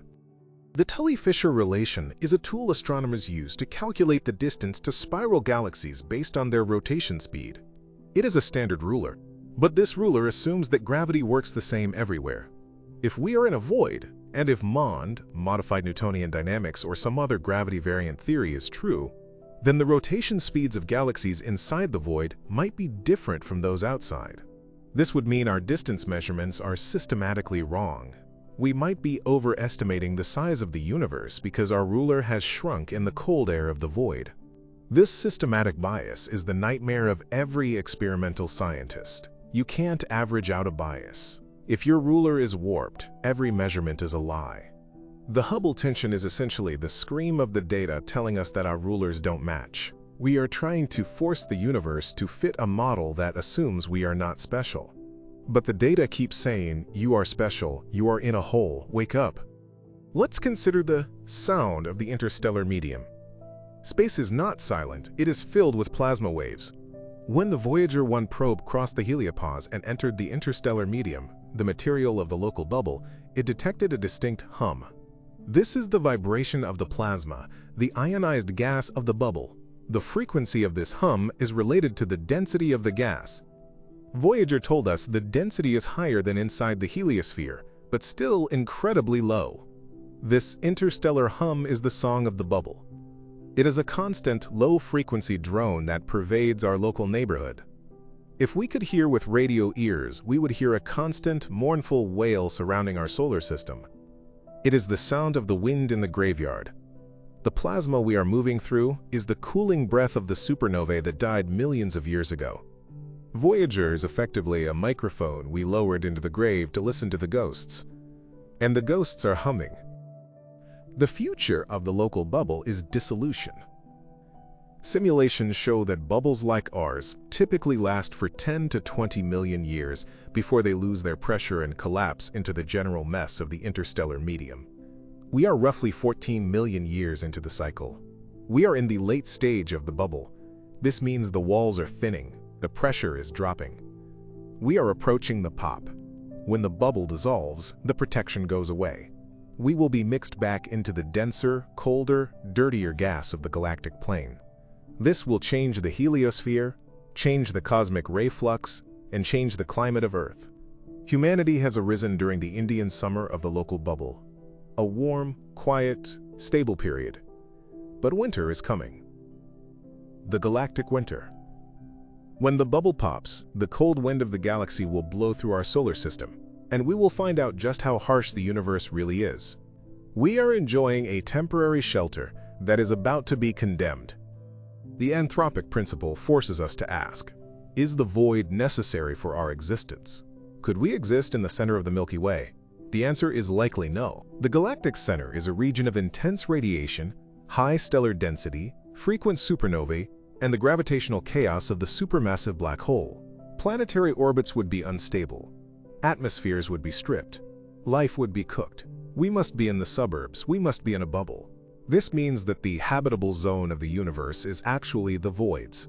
The structure of the universe dictates that life can only exist in the empty spaces. We are the mold growing in the cracks of the pavement, not the flowers in the garden. The garden is too bright, too hot, too violent. The cracks are safe. The voids are the incubators.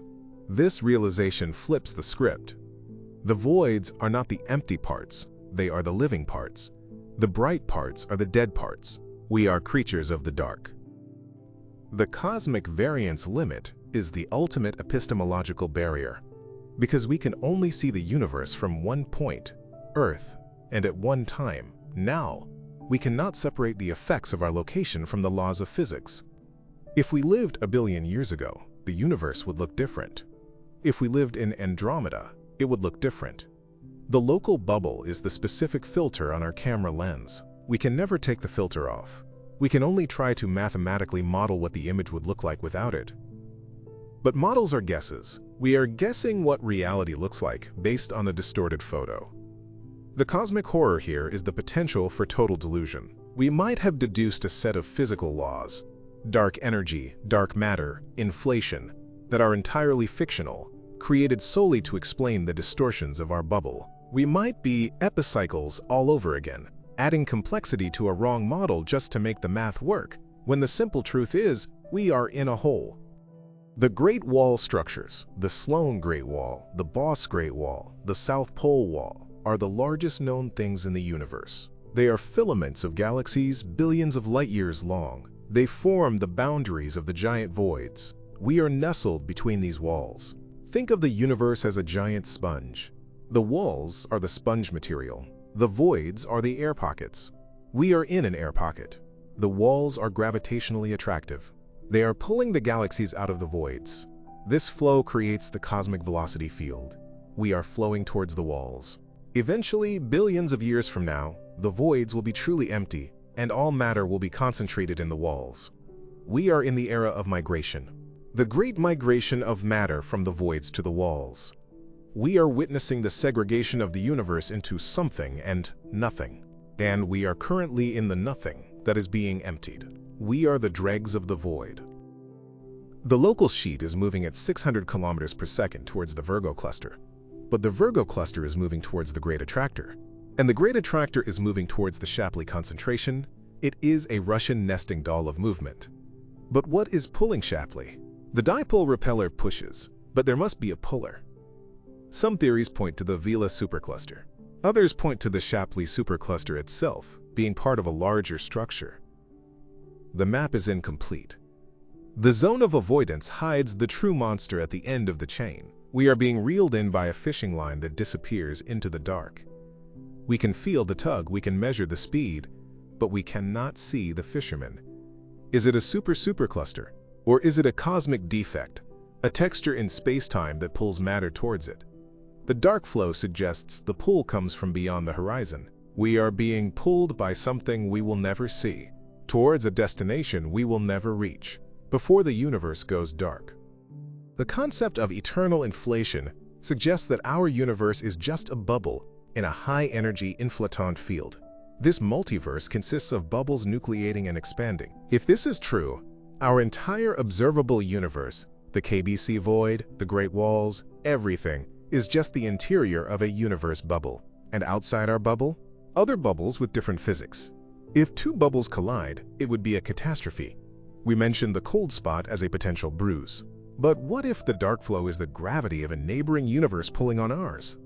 We feel the tug of another reality. This multiverse theory makes our local bubble seem insignificant. We are a bubble, inside a void, inside a universe, which is itself a bubble. It is bubbles all the way down. The structural integrity of reality is based on the tension of these surfaces. If the surface tension breaks, the bubble pops. And when a universe pops, everything inside vanishes instantly. The Breakthrough Starshot Initiative plans to send tiny probes to Alpha Centauri. They will travel at 20% the speed of light. To get there, they have to traverse the local bubble. The interstellar medium, even in the bubble, contains dust grains. At 20% light speed, A collision with a dust grain is like a nuclear explosion. The emptiness of the bubble is deceptive. It is not empty enough for relativistic travel. We need shields, we need armor. The void is filled with mines, tiny particles of matter that become deadly projectiles at speed. The bubble is a minefield. This density limit might be the great filter that prevents spacefaring civilizations from spreading.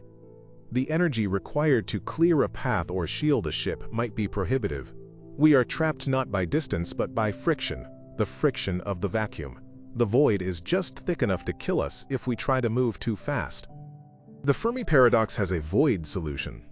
Maybe civilizations and the dense clusters destroy themselves. They are too close.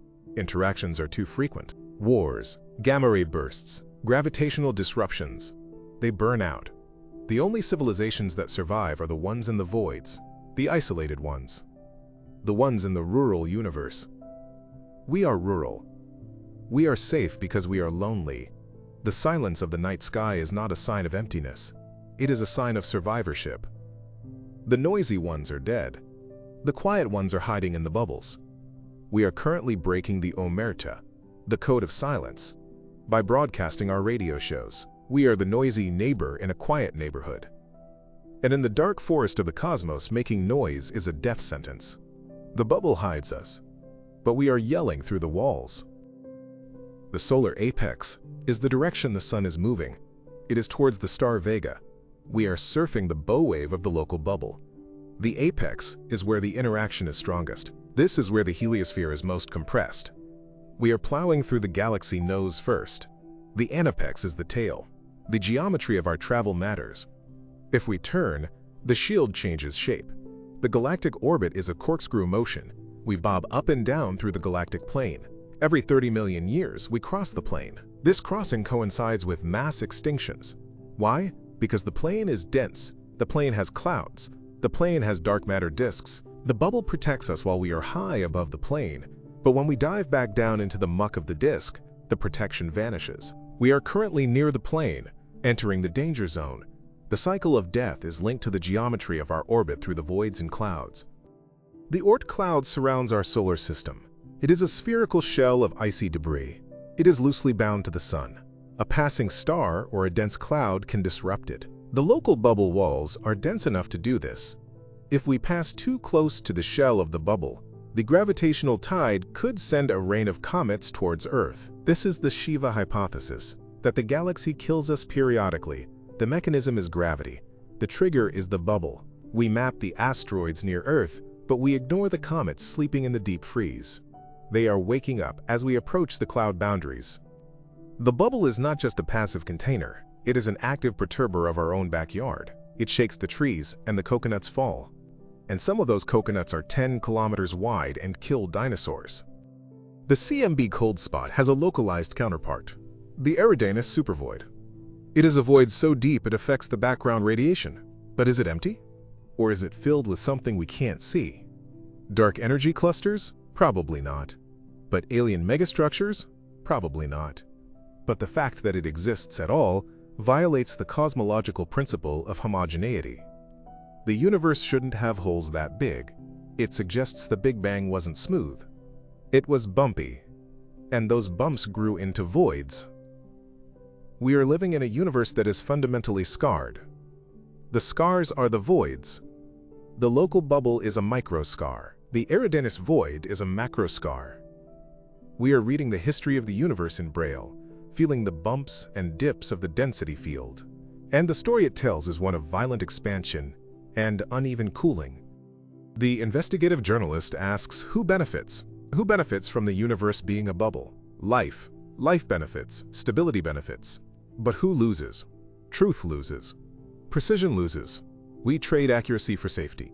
We live in a safe space created by supernovae. The cosmic horror is the realization that we are kept in the dark for our own good. The Plato's cave allegory is literal. The bubble is the cave. The shadows on the wall are the stars we see. The real world outside, the dense, radioactive, chaotic galaxy, is hidden from us. We are prisoners of our own survival requirements. If we ever leave the cave, we might be blinded by the light of the true galaxy. Or we might be burned by it. The frontier explorer wants to leave. The philosopher wants to stay. The journalist just wants to know the dimensions of the cell. The large-scale structure surveys are finally connecting the dots. The Cosmic Flows Project, the Sloan Digital Sky Survey, they are building the map. And the map shows that the Swiss cheese model is correct. The universe is mostly holes. The cheese, the matter, is a minority. We used to think space was the stage and matter was the actor. But space, the expanding void, is the actor. Matter is just the debris being pushed around. The voids are doing the pushing. Dark energy is the energy of the void. We are focusing on the wrong thing. We study the galaxies, but we should be studying the nothingness between them. The nothingness is what's driving the car. The galaxies are just bugs on the windshield. The vacuum catastrophe is a problem in quantum physics, where the predicted energy of the vacuum is 120 orders of magnitude higher than what we observe. This is the worst prediction in the history of physics. Why is the vacuum so weak? Why doesn't it rip us apart? Maybe because we are in a special type of vacuum? A bubble vacuum? If the vacuum energy varies, and we are in a low energy pocket, then the catastrophe is happening outside, but not here. This is the multiverse solution again. We live in the one bubble where the vacuum energy is low enough to allow atoms to exist. Outside the bubble, the vacuum might be boiling with energy, tearing apart space-time. We are in the eye of the storm, the only place where the math works out to life. The cosmic microwave background is the wallpaper of our cell. It is the furthest thing we can see. It is the wall of fire that marks the beginning of time. But the bubble affects how we see it. The low multipole anomaly, the lack of large-scale patterns in the CMB is another hint. The universe is missing the bass notes of the cosmic symphony. Why? Maybe because our bubble is too small to resonate with them. We are listening to the music of creation through a small speaker. The low frequencies are cut off. The geometry of our local space filters out the grandest scales of reality. We are deaf to the deepest truths of the cosmos, because our ears are too small and our room is too quiet. The Great Attractor is pulling us at 600 kilometers per second, but the universe is expanding at 70 kilometers per second /MPC. At some distance, the expansion wins. The Great Attractor will never catch us. We are running on a treadmill.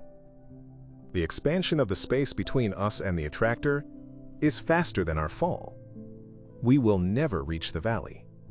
We are destined to drift in the void forever. The Big Rip, or heat death, ensures that the voids eventually win. The clusters will dissolve. The bubbles will merge. The universe will become one final, eternal, dark void. And in that final darkness, the memory of the local bubble will be lost. We are a temporary fluctuation in a universe marching towards absolute zero. Reality is scarier than fiction, because fiction has to make sense. The universe does not. The local bubble is a haphazard, violent, accidental structure that happens to be our home. It wasn't built for us. We are just the mold that grew in the damp spot left by the explosion. There is no grand design, only grand dynamics. The KBC void, the Hubble tension, the cold spot, they are all symptoms of a reality that is indifferent to our desire for order. We want a clean, smooth universe. We live in a messy, hole-filled, exploding foam.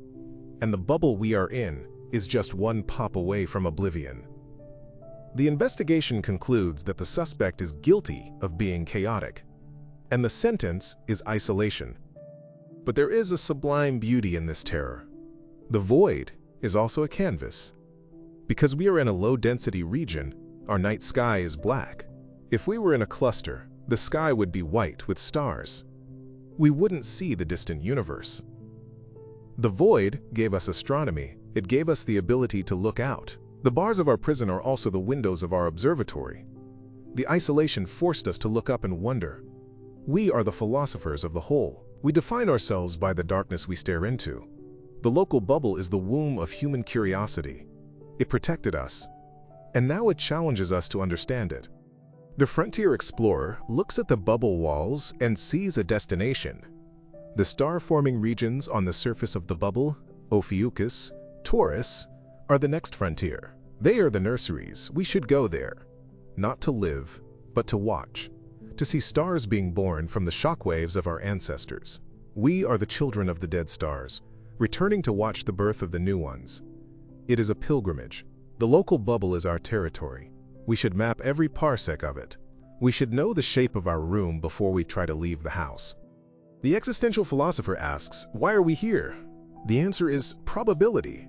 In a multiverse of bubbles, someone has to be in the bubble that allows for life. We are the winners of a lottery we didn't know we were playing. The prize is existence. The cost is existential dread. We pay the price every time we look at the Hubble tension and realize we don't know where we are. We are lost in the sauce. But at least we are aware of it. The cosmic bubble is the ultimate mirror. It shows us our smallness. And in that smallness we find our fragility and our preciousness. As we move into the final phase of understanding, we must accept the bubble as a fundamental component of our identity. We are not just earthlings, we are bubblers, residents of the local cavity, citizens of the void. This identity connects us to the universe in a physical way. We are not separate from the cosmos, we are a pocket of it.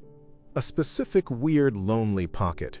And that is okay, because the alternative, the crushing density of the core, is death. We choose the void. We embrace the bubble. It is our shield against the dark forest.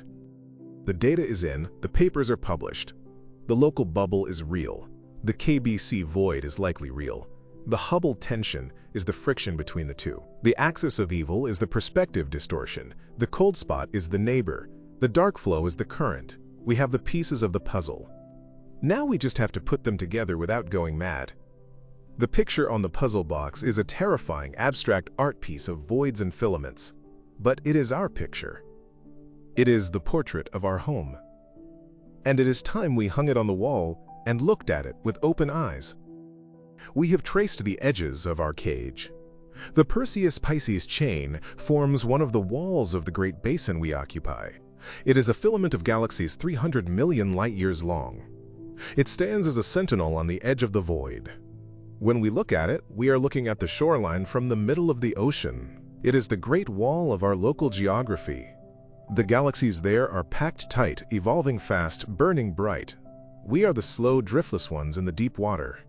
The contrast between the filament and the void is the contrast between the city and the wilderness. We are in the cosmic wilderness. The zone of avoidance remains the final frontier of our local map. We simply cannot see through the galactic core in visible light. The great attractor hides there. But what else? Maybe a great repeller is hidden there too? Or a massive void that balances the Shapley concentration? The hidden universe is closer than we think. It is right behind the dust clouds of the Milky Way. We are blind in one eye, and that blindness is terrifying, because the things we can't see are the things that are pulling us the hardest. Gravity doesn't care about dust, it pulls through the blindfold. The dark flow implies a universe much larger than the observable volume. If the flow is real, it means the inflationary bubble we live in is not uniform. It has a tilt. It has a gradient. We are rolling down a hill that was built before the Big Bang ended. The, quote, pre-inflationary structure of the universe is imprinted on our motion today. We are moving according to orders given 13.8 billion years ago. The fossil of the beginning is the flow of the present. We are not free.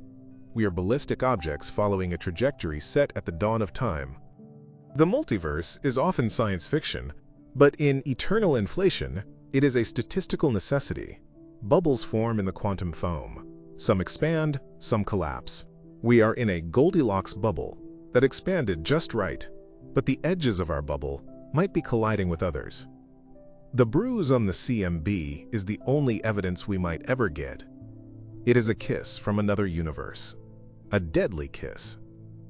If the domain walls merge, the physics of the two universes fight. The stronger vacuum wins.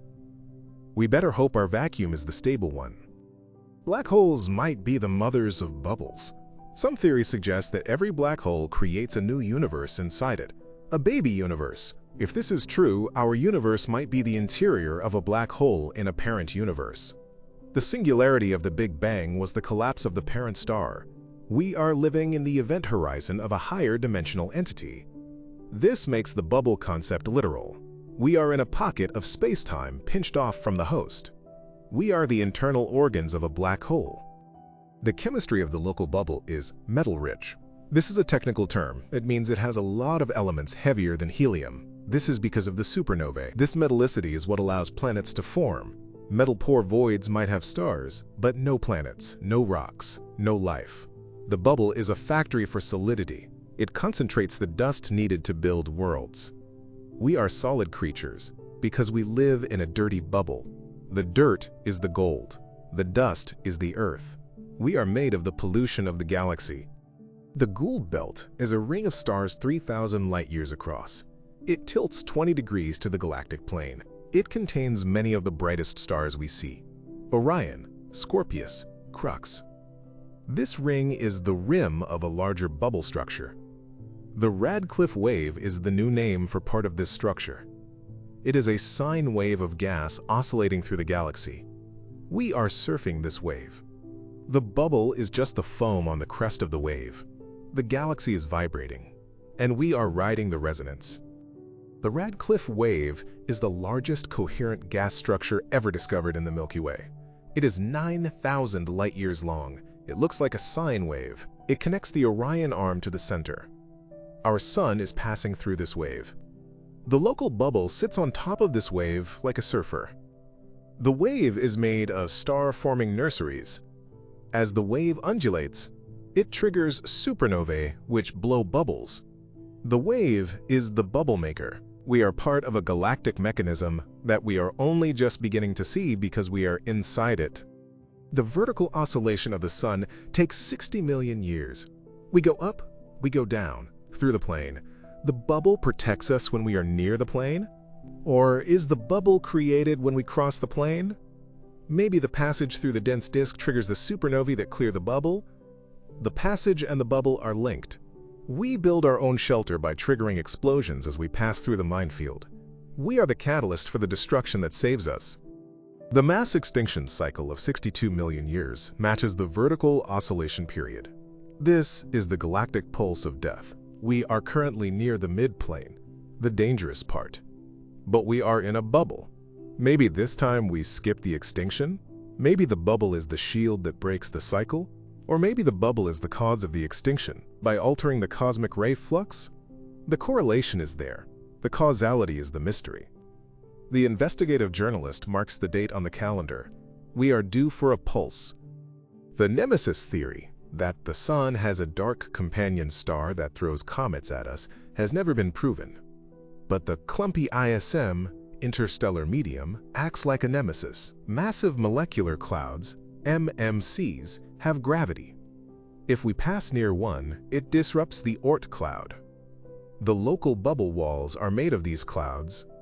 The wall is nemesis. We don't need a Death Star. We just need a death cloud. And we are surrounded by them. The walls are closing in, and they are armed with comets. The tidal force of the galactic plane is immense. It stretches the solar system. The bubble reduces the local gas density, but it doesn't stop gravity. The tides still pull, but the drag is reduced. We move smoother in the void. This lack of drag keeps the solar system stable. If we were in a dense cloud, the drag would spiral the planets inwards. The void keeps the planets in their lanes. It prevents orbital decay. The emptiness allows the clockwork of the solar system to run without friction. The interstellar ramjet concept relies on scooping up hydrogen. But in the local bubble, the hydrogen density is 0.05 atoms per cc. It is too thin. The ramjet won't work. We are grounded by the lack of atmosphere in the void. We can't fly the jets of the future because there is no air to breathe for the engines. We have to bring our own fuel. This makes interstellar travel exponentially harder. The void is a no-fly zone for ramjets. We are trapped by the very emptiness that saves us. The speed of light is the absolute limit, but the expansion of the universe adds to the distance. In a void, expansion might be faster. This means the effective speed limit is lower. The destination moves away faster.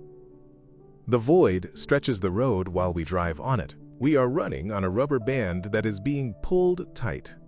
The redshift is the odometer of this stretching. And in the KBC void, the odometer is spinning faster than anywhere else. The dark forest theory relies on detection, The bubble modifies detection. It is a lens. It might magnify our signals in some directions and block them in others. We might be beaming a spotlight at specific stars without knowing it, while being invisible to others. The geometry of the void determines who hears us. We are playing Russian roulette with a directional antenna. We don't know where the gun is pointing. The WOW signal remains the only strong candidate. 72 seconds of narrowband radio. It never repeated. Why? Maybe because the lens moved? If the signal was magnified by a plasma filament in the bubble wall, the alignment would be transient. A momentary flash of clarity in the fog. We heard a shout from across the ocean because the waves aligned perfectly for 1 second. Then the fog rolled back in. The bubble modulates the galactic conversation. The supervoid in Eridanus is 1.8 billion light-years away. It is the cold spot. It is a warning. It shows what happens when a void gets too big. It starts to freeze the light itself. The integrated Sachs-Wolf effect sucks the energy out of photons. The void is an energy vampire. It feeds on the light passing through it. Our local void is doing the same, on a smaller scale. We are dimming the universe just by being here. Nothing is unstable. Quantum mechanics says so. Virtual particles pop in and out. In a void, these fluctuations are the dominant activity. The Casimir effect exerts pressure. The void is seething. It is not empty. It is boiling with potential. The bubble is a cauldron of quantum foam. We are floating in a sea of virtual ghosts that exist for nanoseconds. The bedrock of our reality is a flickering ghost town. The heat death is the final state, maximum entropy. The voids represent high entropy. They are the future. The clusters represent low entropy. They are the past. We are living in a pocket of the future. The local bubble is a preview of the end of time, a cold, empty, expanding space where stars are rare and distance is infinite. We are time travelers visiting the death of the universe. The investigation pauses here. We have established the crime scene, the local bubble, the suspects, supernovae, the witnesses, Voyager, Hubble, Planck, the motive, gravity, the alibi, dark energy. But the mystery remains. Why are we here? The anthropic principle is the only lead we have. We are here because we can't be anywhere else. The bubble is our life support system, and like any life support system, it is fragile, artificial, and temporary. We are astronauts in a glass helmet, floating in the dark, hoping the glass doesn't break. The cosmic horizon is the ultimate prison wall. It is the point where space is expanding faster than the speed of light. Anything beyond it is lost to us forever. In a universe dominated by voids, this horizon is shrinking. As the voids expand, they push galaxies over the edge of the cliff. We are losing the universe piece by piece. Every second, a star crosses the horizon and vanishes from our causal reality. We are being isolated, not just by distance, but by the expansion of the nothingness itself. The local bubble is our immediate cell, but the cosmic horizon is the perimeter of the prison yard, and the yard is getting smaller. We are witnessing the slow, agonizing deletion of the cosmos. The history of the universe is being erased as we watch, leaving us with nothing but our own reflection in the mirror of the void. Future astronomers will look up and see only blackness, and they will create laws of physics that say they are alone in a static, eternal box. We are the keepers of the last memory of the light. The Great Filter is a concept used to explain why we haven't found aliens. It suggests there is a hurdle that prevents life from becoming interstellar. What if the void is the filter? To leave your star, you have to cross the void. The void is filled with radiation, dust, and magnetic traps. It requires immense energy to cross. Most civilizations might look at the void and say it's not worth it. They turn inward. They build virtual worlds. They die in their cradles. The void acts as a psychological and physical barrier that quarantines intelligent life. We are currently staring at the filter. We are sending probes into it. We are dreaming of crossing it. But the graveyard of the universe might be filled with species that tried and failed to bridge the gap. We are the toddlers standing at the edge of a dark highway, thinking we can run across before the truck comes. The truck is the physics of the interstellar medium. The axis of evil suggests a preferred direction in space. This violates the idea that the universe is random. If there is a preferred direction, there is a up and down to the cosmos, and we are aligned with it. This creates a dizzying sense of vertigo.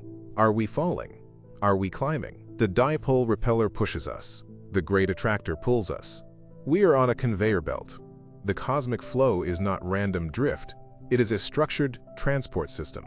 We are cargo. We are being moved from the void to the cluster. Why? Gravity is the engine, but what is the destination? The Shapley concentration is the biggest thing we know, but it might just be a way station. We are moving towards a destiny that was determined at the moment of the Big Bang. We are not explorers. We are passengers on a train with no brakes, looking out the window at the blurry landscape of the voids rushing by. The cold spot in the CMB is a window into the multiverse, or a window into a supervoid. Either way, it is a scar. It is a place where the universe is broken. If it is a supervoid, it is a region where the universe has died. The energy is gone. The matter is gone. It is a ghost town of cosmic proportions. If we are in the KBC void, we are in a pre-cold spot. We are in a dying region. We are not dead yet, but the symptoms are there. The low density, the expansion, the isolation. We are slowly becoming a cold spot. The universe is aging, and the voids are the liver spots on the skin of reality. We are living in a lesion, a patch of tissue that is losing its vitality. The cosmic horror is the realization that we are the necrosis of the universe. The Hubble tension is not just a number. It is a conflict between the past and the present. The CMB measures the past, H0 equals 67. Supernovae measure the present, H0 equals 73. The present is faster than the past. The universe is accelerating. But why? Dark energy is the placeholder name for we don't know. But if the void theory is correct, the acceleration is an illusion of perspective. We are being tricked by the void. This means dark energy might not exist. If dark energy doesn't exist, the fate of the universe changes. Instead of a big rip, we might face a big crunch or a heat death. We have built our philosophy of the future on a mistake. We thought we were exploding. Maybe we are just emptying. The difference is subtle, but profound. One is a bang. The other is a whimper. We are whimpering in the dark, thinking it is a roar. The local bubble has a temperature of 1,000,000 degrees Kelvin. It is hot. But it is so thin that it doesn't burn us. It is a vacuum thermos. If the density were higher, we would be vaporized. We are walking through fire, but the fire is too thin to touch us. This is a precarious safety. If the bubble were to compress, if a shock wave hit it, the density would spike and the temperature would become real. We would be cooked in our own atmosphere. The bubble is a bomb that hasn't gone off yet. We are living inside the detonation chamber of a supernova that happened 14 million years ago, and the heat is still hanging in the air. We are breathing the exhaust of a stellar explosion. Every breath you take is a reminder that you are alive only because the fire is thin. The Boots void is so empty that particle physicists envy it. It is the perfect vacuum chamber. If we could go there, we could study the fundamental nature of space without the interference of matter. But we are stuck here, in the dirty KBC void. We have too much dust. The zodiacal light, the glow of dust in our solar system, blinds us. We are trying to see the universe through a dirty windshield. The investigative journalist wants to clean the glass. But we can't. The dust is us. We are made of the dust. To clean the glass would be to erase ourselves. We are the contamination we are trying to remove. The cosmic horror is that we are the glitch in the perfect void. The universe wants to be empty. We are the stubborn infection of matter that refuses to dissolve. The dipole repeller is a region of repulsive gravity. This sounds like sci-fi, but it is general relativity. Mass curves space positively, voids curve space negatively. We are sliding down the negative curve. It is a cosmic slide. We are picking up speed. The great attractor is the bottom of the slide. What happens when we hit the bottom? We crash into the cluster. The Norma cluster is waiting for us. It is a pile-up of galaxies, a graveyard of ships. We are heading for a collision that has been scheduled for billions of years. We can't steer, we can't brake.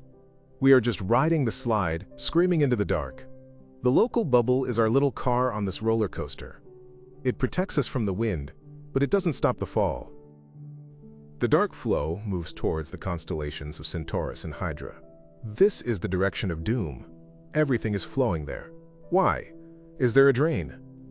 A great drain at the end of the universe. Some theories suggest our universe is leaking into another one. The dark flow is the water circling the drain. We are being sucked out of reality. This would explain why the flow extends beyond the horizon. The drain is outside the observable universe. We are in the current, feeling the pull, but we can't see the hole.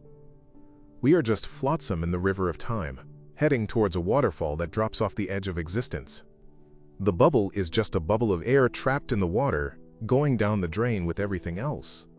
The standard candle of Type Ia supernovae is the linchpin of cosmology. We assume they are all identical. But biology tells us that nothing in nature is identical. There is always variation. If supernovae and voids are fainter than supernovae and clusters, then we have overestimated the size of the universe. We have created a phantom energy to explain a calibration error. This is the crisis of competence. Are we smart enough to understand the universe? Or are we just monkeys with telescopes, projecting our own confusion onto the sky? The bubble suggests we are the latter. We are trapped in a local anomaly, trying to derive universal laws from a sample size of 1.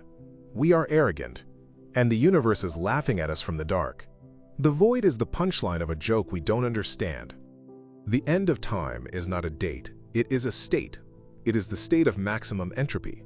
The voids are the harbingers of this state. They are the regions where entropy has already won. The stars are gone. The gas is gone. Only the vacuum remains. We are looking at the corpse of the universe when we look into a void. We are seeing what will happen to us. The local bubble is a temporary resistance, a small pocket of low entropy that is fighting the tide. But the tide always wins. The bubble will expand, cool, and fade. We will become part of the general background. The cosmic horror is that we are fighting a war that was lost before we were born. The universe is winding down, and we are just the last sparks of a dying fire. The anthropic principle is the ultimate survivor's guilt. We are here because we survived. The billions of other potential civilizations in the dense clusters didn't make it. They were sterilized by gamma-ray bursts or crushed by gravity. We are the boy inside the bubble. We are fragile. We have no immunity to the real universe. If the bubble pops, we die. This makes us precious, but also pathetic. We are not the masters of the universe. We are the refugees. We are hiding in a hole, terrified of the light. The frontier explorer wants to leave, but the philosopher knows that leaving means death. The journalist just documents the fear. The bubble is our womb and our tomb. The Great Wall is the structure of the future. Matter is gathering there. Life will congregate there. The voids will be abandoned. We are in the rust belt of the universe. The jobs, the energy, the matter, they are all moving to the Great Walls. We are left behind in the emptying towns of the galaxy. The cosmic migration is happening, but we are stuck. We are too slow to catch the train. We will be left in the dark, watching the lights of the Great Wall fade into the distance. We are the leftovers. The universe is moving on without us. The bubble is our decaying house in a ghost town. The vacuum decay is the sword of Damocles. If the vacuum energy drops, a bubble of true vacuum forms. It expands at the speed of light. We wouldn't see it coming. One moment we are here. The next, we are physics soup. The local bubble might be a region where the vacuum is slightly more unstable. The tension in the Hubble constant might be the tension in the vacuum field itself. We are pulling on the fabric of reality, stretching it. If it snaps, it's game over. The investigation leads to the conclusion that the floor is made of lava, and the lava is rising. We are standing on a thin crust of stability. The supernova that made the bubble was a tragedy for the solar system that was there before us. Maybe there was life there, Maybe a civilization died to clear the space for us? We are building our house on an Indian burial ground. The local bubble is a haunted house. The ghosts of the Skosen Association permeate the walls. The IRON 60 in the ocean floor is their dust. We are walking on the ashes of the dead. The cosmic horror is that life feeds on death. Stars must die for us to live. The bubble must be blown by an explosion. We are the beneficiaries of a holocaust of stars. The Fermi paradox asks, where are they? The bubble theory answers, they are on the other side of the wall. The wall is thick. The wall is noise. We can't hear them. They can't hear us. We are shouting into a pillow. The local bubble is a soundproof room.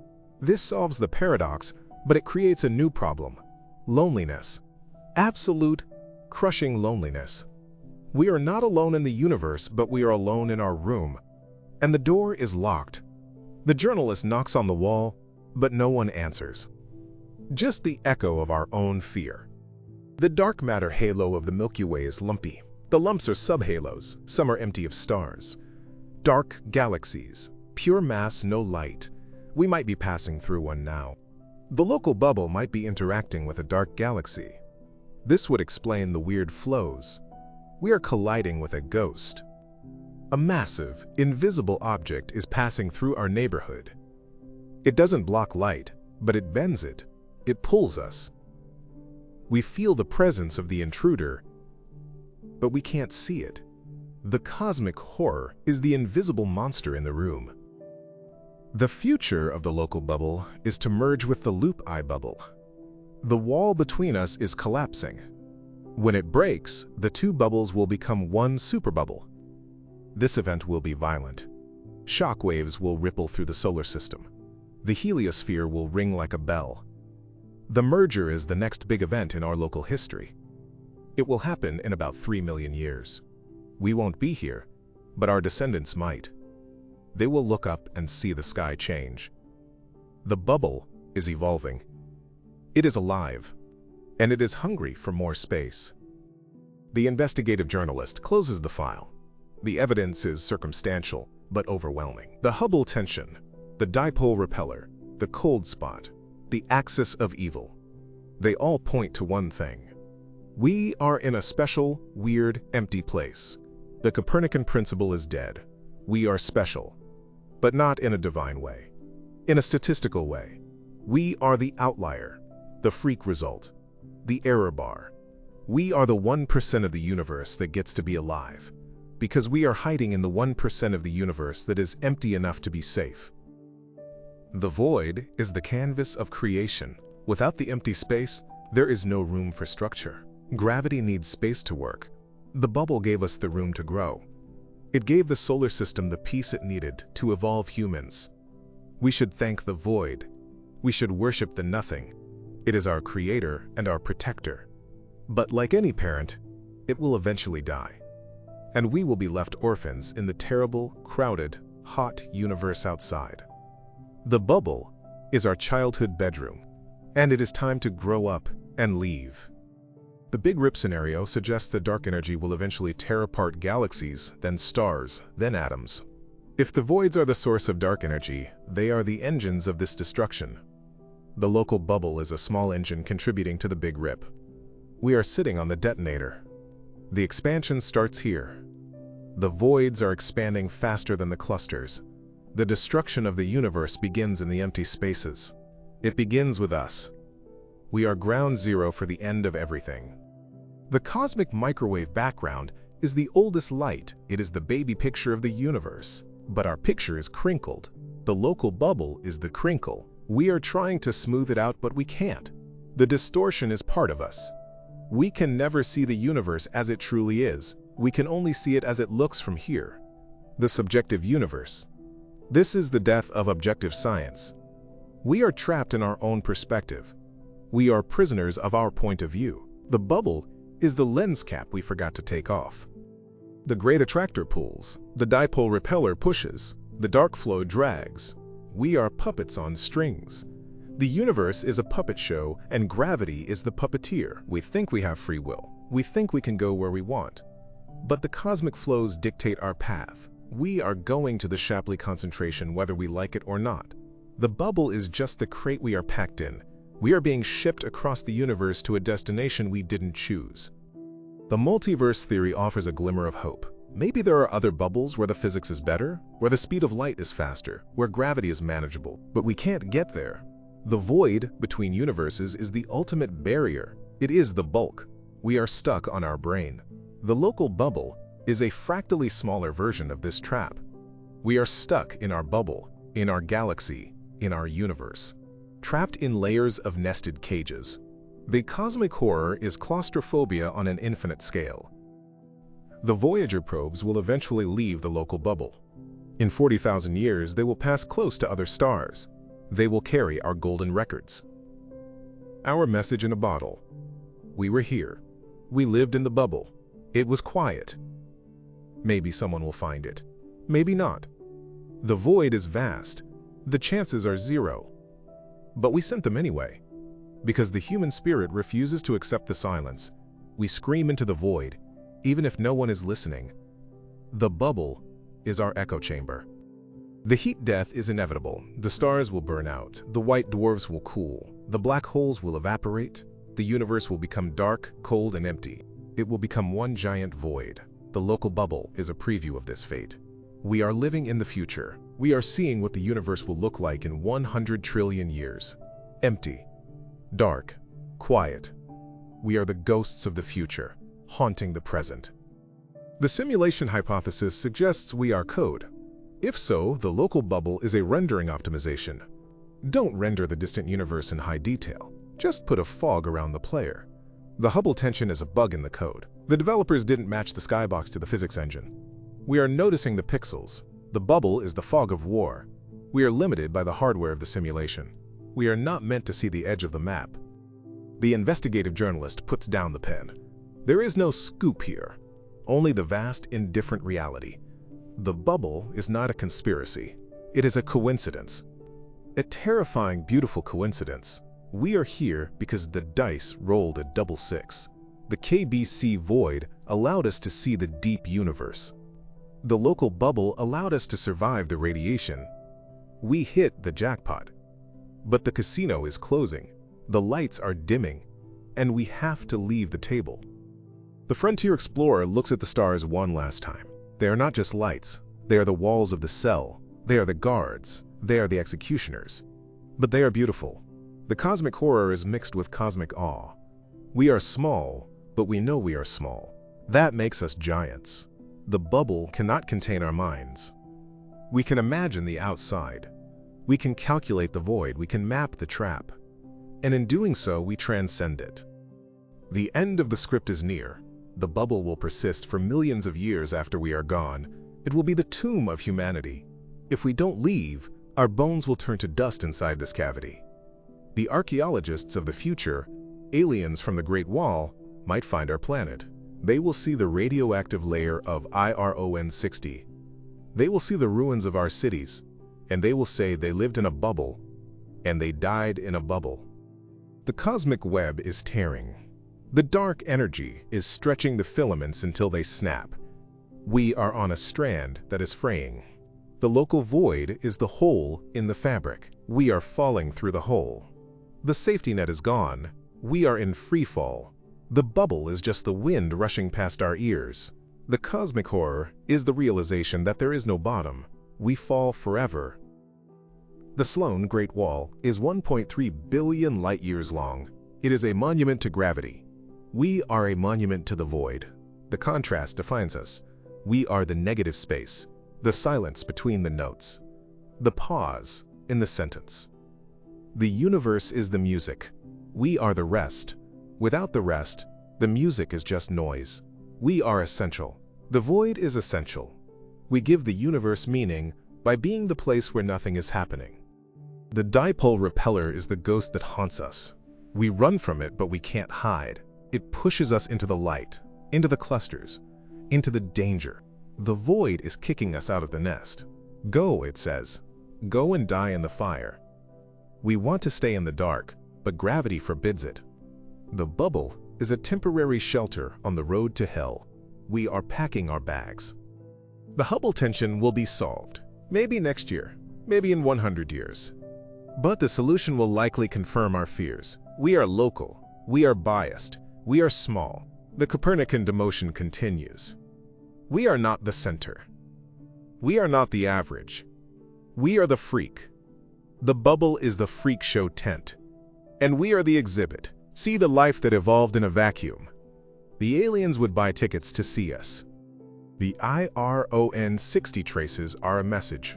We died so you could live. The supernovae speak to us from the ocean floor. Use the time we bought you. The bubble is a gift of time. We are wasting it. We are fighting over borders on a map, while the map itself is being erased by the expansion. The cosmic perspective demands unity. We are one crew on one ship in one bubble. The zone of avoidance is the blind spot. The dark flow is the current. The great attractor is the destination. The bubble is the vessel. The void is the sea. We are sailing the night sea. We have no compass. We have no captain. We only have the stars. And even they are lying to us. The redshift is a lie. The distance is a lie. Only the movement is real. Panta-ray. Everything flows. The cold spot stares at us, a giant blue eye, the eye of the abyss. It watches us struggle with our equations. It knows the truth. It knows what lies beyond the horizon. It knows the end of the universe. We look back at it, shivering. We call it an anomaly. It calls us a snack. The void eats galaxies. We are just an appetizer. The local chimney is open. The draft is coming in. The galactic halo is leaking into our room. The bubble is compromised. We are breathing the air of the outside. It tastes metallic. It tastes of radiation. The safe house is breached. We are not safe anymore. We never were. It was an illusion of the short timescales of human life. On cosmic timescales, there is no safety. The investigative journalist files the report. Title, "We are living in a bubble." Subtitle, "And it is about to pop." The editor rejects it. Too scary, they say. Too abstract. But it is the most concrete thing there is. The ground beneath your feet is 99.9% empty space. The galaxy is 99.9% empty space. The bubble is the reality. The matter is the illusion. The Frontier Explorer charts a course. Out of the bubble, through the wall, into the cloud, to the next star. It is a suicide mission. But we have to try. The void challenges us. Cross me if you dare. We accept the challenge. We build the ships. We light the engines. We burn the fuel we have left. We ride the shockwave into the unknown. The philosopher pours a drink. To the bubble, he toasts. May it last another 1,000,000 years. But he knows it won't matter. 1,000,000 years is a second to the universe. We are a flash in the pan, a spark in the dark. The cosmic horror is that we don't matter. The universe will not mourn us. The void will not remember us. We are dust in the wind. The great repeller pushes us faster, 631 kilometers per second, 632 kilometers per second. We are accelerating. The ride is getting faster. The blur of the stars, the shift of the light. We are approaching the speed limit. The bubble is shaking. The rivets are popping. The structure cannot hold. The cosmic crash is imminent. Not of matter, but of understanding. Our minds cannot handle the speed. The Hubble tension is the crack in the windshield. It is spreading. The glass is shattering. The standard model is falling apart. The shards of physics are raining down. We are exposed to the raw truth. And the raw truth is chaos. The universe is not ordered. It is a riot of forces. And we are caught in the middle. The local bubble is our legacy. It is the only thing we have. We own this nothingness. It is our property. We have planted our flag in the vacuum. Here lies humanity. They occupied this hole. It is a humble epitaph. But it is accurate. We are the squatters of the void. The cosmic web is beautiful, but it is a spider's web, and the spider is gravity. We are the fly. The bubble is the gap between the threads. We are buzzing around, thinking we are free. But the threads are sticky, and the spider is coming. The great attractor is the spider, and it is hungry. The end is not a bang, it is a fade. The bubble fades, the stars fade, the light fades, the consciousness fades, the void remains. Eternal, undying, patient. The void is the only true immortal. We are just visiting its kingdom, and our visa has expired. So look up at the night sky one last time. Really look at it. See the darkness between the stars. That is the real universe. The stars are just the decorations. The darkness is the room. You are in the room. The room is the bubble, and the walls are closing in. We are living inside a cosmic bubble, a temporary anomaly, a glitch in the matrix, a fleeting moment of calm in a violent ocean. We should be terrified. We should be screaming. But instead, we are curious. We are measuring the walls. We are mapping the cracks. That is the human paradox. We stare into the abyss, and we take notes. We measure the darkness. We quantify the void.